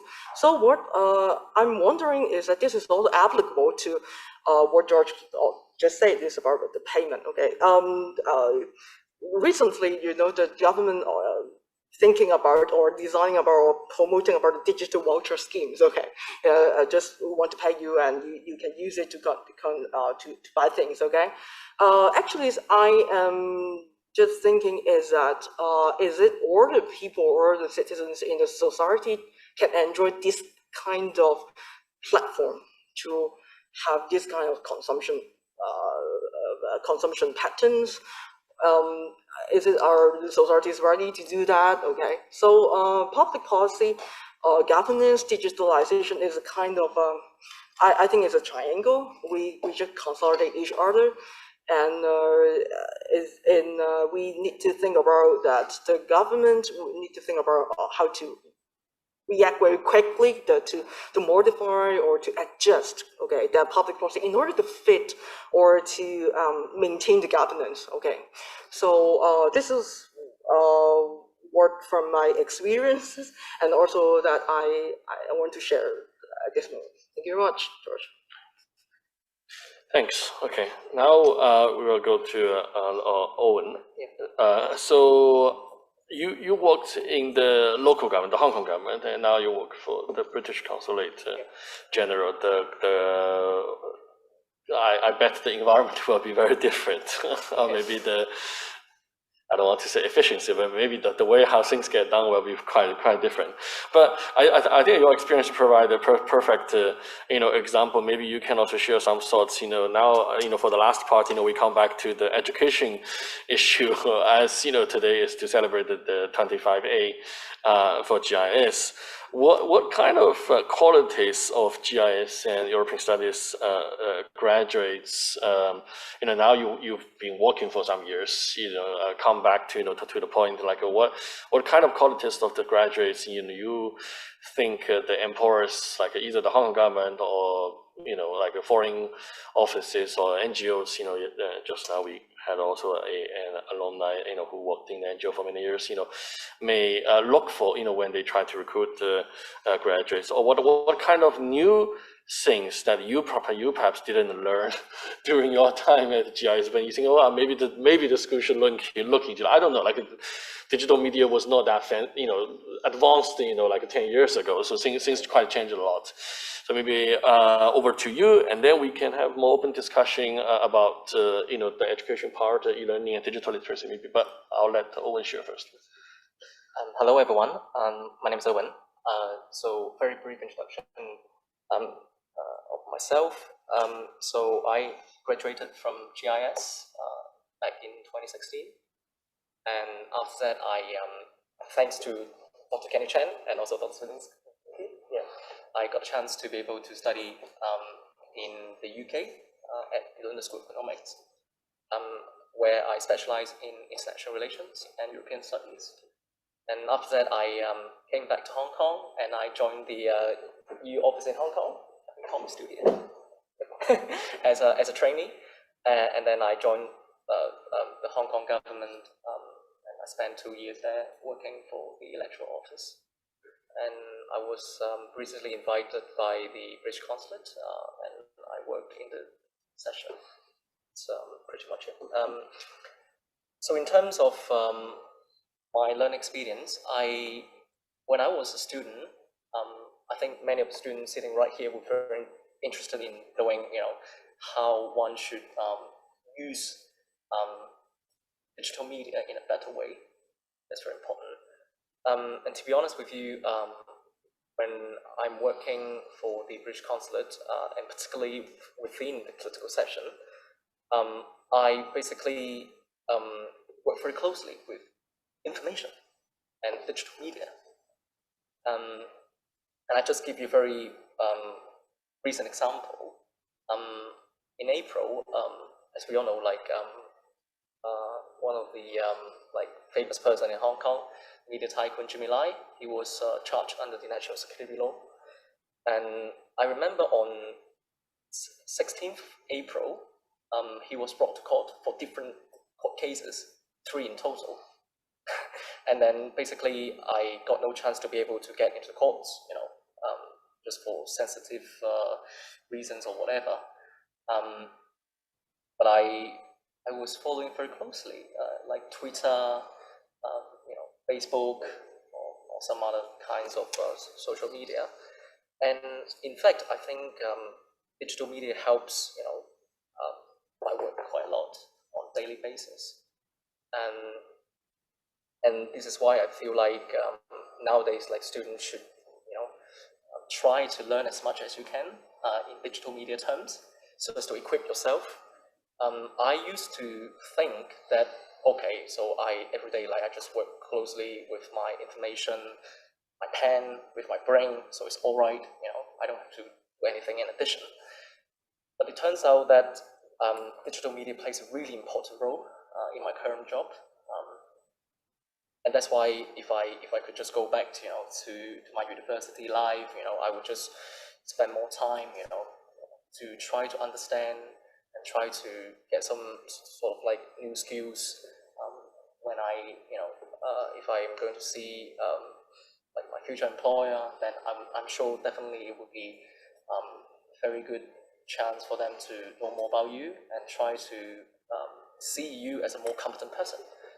So and I think many of the speakers have already covered many of the topics, so I'm not going to repeat them, but I'm just going to try to stimulate all of us by raising a few questions.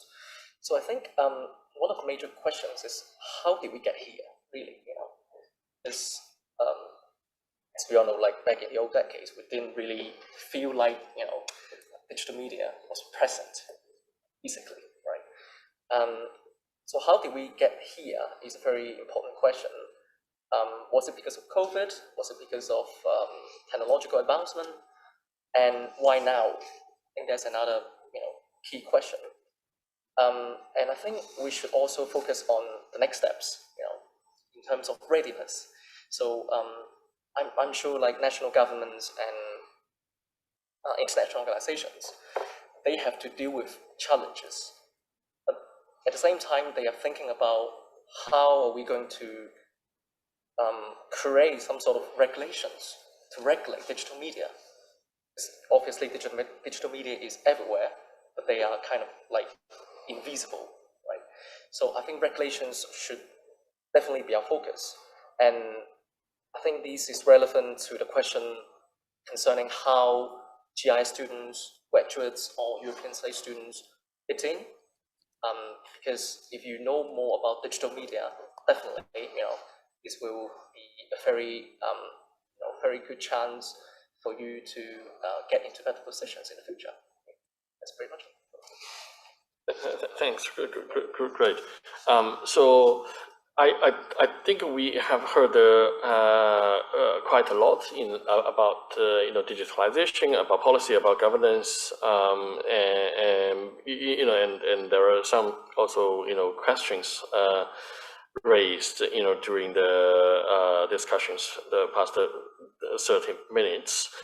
And one issue I think Owen mentioned, I think Winnie also talked a bit, is the readiness for digitalization, especially for those who study policy and politics. I think maybe 20, 30 years ago, if you do a PhD in politics, you will feel like, let's just study some political series. You may never think about like, what does politics do with technology, like with digital means. And that also posed a very interesting question, like how ready we are, all technically as political scientists, to deal with the increasing complexity of policy issues around the world in the next few decades. When you join, some of the students join the workforce, or people like us, already in the workforce. So that comes to the question about digital literacy. We also have a program, to promote digital literacy. But if you ask me, It's very interesting. So if you just think about this, if you buy a microwave, if you buy an oven or refrigerator, you will get a menu, and then the menu you will learn how to operate the machine. But we don't really get a chance to study how to use the internet, right? I didn't study that in school. So now it comes back to the question should we have some proper time to study the right approach to the internet? There are good things and bad things, good people and bad people in the society. And that's exactly the same. There's also good people and bad people in the cyberspace. Let's not deny it. And then Chong also mentioned some of the dark side, in the cyberspace.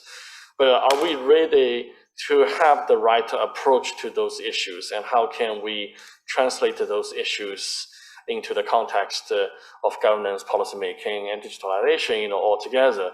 That's a very big question, I think, for not just for GIS, but for students in similar majors to consider. In terms of the sort of the qualifications, I think the employers desire more. I think we heard a lot about data analytic.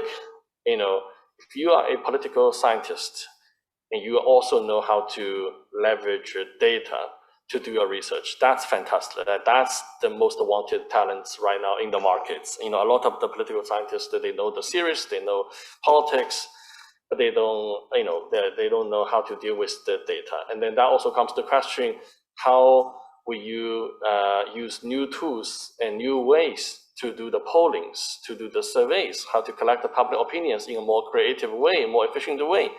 Those are also very interesting questions for GIS students, researchers, and I think that there's a lot of potential for GIS to, go farther, to take a leading role in this space in Hong Kong academic and beyond. So I'll pause there. I also want to see, maybe this is also an opportunity, to get any suggestions, from our panelists, given this is a celebration for 25. I'm pretty sure we'll have more 25 and 15 to come. So if there's any suggestion, feedback, we can get from our fellow panelists on e-learning, education, and digital literacy, that's the right time to raise. Or I don't know, Professor Cole, we should also have give some time to the floor. Yes, well, I just want to say time is pushing on a little bit, and we have to allow the opportunity for the networking. So I would say, I'd like to just come in back on one or two things that we said, and then we can have maybe a final set of brief interventions. I think it's been a fascinating debate. Really, the debate we were having there about the nature of the public sphere, about Habermas, about what it is to have a consistent message or a legitimizing discourse, and how difficult it is to have that legitimizing discourse in this sort of fractured political space. That's a really fascinating debate, actually. And it's something we ought to really come back to, because many of the precepts we've been working on, maybe policy design, institutions, all of these are called into question. And when you were talking about the I used to describe myself, I suppose, as a new institutionalist in the political science framework. It seems to make sense to me, really. But on the other hand, given the creative disruption that Jessie was talking about, and given the fastness, not just of politics, but of political mediation. To some extent, the institutionalization requires a form of routine, in a sense, a form of slow adaptation. But you might argue that the digital age is almost by definition fast, and the fastness maybe doesn't allow some processes like the communicative action in the public sphere, or it makes it more difficult anyway. So that's sort of on that point. On the more educational point, I think the points being made are really, really great, and they are partly generational. I feel myself as not exactly a dinosaur, but trying to keep abreast of some really, really confusing and bewildering developments. And I think it's incumbent upon us to try and do this, particularly in terms of thinking where we should go as a department, what teaching practices we should have. And I really, really admire some of my colleagues. I mean, I won't mention any names particularly, but you know who you are. And some of my colleagues have been really, really innovative, actually, in terms of, particularly during the pandemic, but more genuinely, you know, about new forms of distance learning, about new forms of flipped classrooms, about MOOCs, about, you know, many of those techniques, they're really, really important for us. I think also on the research side, and what George just said about data analytics and about having the data and thinking of new ways of doing surveys and everything. I mean, I think in GIS, this is somewhere we need to go. And we are going down that route. We're trying to adapt to some extent, trying to think of new ways of data analytics and new programs and new participatory, deliberative forms of polling, for example. So all of these things are incredibly important. So I don't want to say too much more, except to say that this has been a fascinating debate. We ought to most certainly, we've been doing together with Kenneth Chan there, we've been rethinking about our course modules, and we ought to really rethink very much about having, you know, it might be a core, it might be an elective, but we certainly need something going beyond the sort of classical thing, but we need something about digitalization. We need something about digitalization and politics, you know, and more generally, you know, I mean, our students, our undergraduate students, actually tremendously already very digital savvy. This is the thing, one of the reasons when I was preparing this, you know, and it's incredible. I think in Hong Kong in general, there's a real sense of being very, very adaptable, very close to the technology. We've just carried out a survey, actually, which I won't say much about because it's only the findings have only just come out. But it's very clear that on all of the questions about technology, then the balance of opinion amongst the Hong Kong citizens that we interrogated in our poll was, you know, there might be trust in some more general issues, but not in terms of using the technology. Using the technology is something that comes naturally, I think, to people here or in Hong Kong. So I think essentially I would not want to say too much more, except that this is a really, really rich debate. There's a lot we can do. There's many places we should go. I think we need to conclude quite quickly, but if we could have a final, maybe around a set of comments from our panel givers, that would be great. Again, maybe any closing remark, you know, from Jessie, maybe start with you on Zoom. By the way, you are in the US, you know, really grateful for your participation. I think there's, you know, considering the time zone difference. Yeah, sure. Thank you. I think that's a really stimulating debate. I'm based in West Coast, so it's all good. It's really been enriching debate. So I just gonna add two things with regard to my experience, my learning here in the US. So one thing is I feel the program that we are trying to digitize or trying to upgrade should consider two aspects. One is the mindset. Right. So, for example, at the Master of Development Practice program here in UC Berkeley, the mindset of system thinking or human-centric design is always there. So no matter what skills we're building, there's always like some foundation that we're building on, right? And then the second aspect is exactly the skill that we're talking about. And just wanted to share that I feel like something that really aligned with industry experience I had working with a couple of like the city of San Jose, city of San Francisco, is really like, you know, around like impact evaluation, like using the analytical tools for impact evaluation, including like geographical information system for city planning and things like supply chain innovation and agile recruitment. So there are a lot of like things that are happening at the front line, but I think they're still like taking time to kind of like trickle down and not trickle down, but like deliver to the education realm. So I think as educators or as in academia, I think we have responsibility also to kind of reach out and keep an open mind, also to always look out for like a new innovative practices that can be passed on to students. I will end here. Thank you. Thanks. And then maybe you start with Owen. Okay. So some concluding remarks. My impression is that nowadays people become more and more like tired of seeing many words instead of content, media content really. So my suggestion is that students should be able to proactively produce more comms content, comms work to present yourself when obviously presenting to your future employers. And in terms of GIS program, I'm sure all the professors here will be working on making sure every student will be going through like a better journey and in a more digitalized era. So that's Yeah, thank you very much.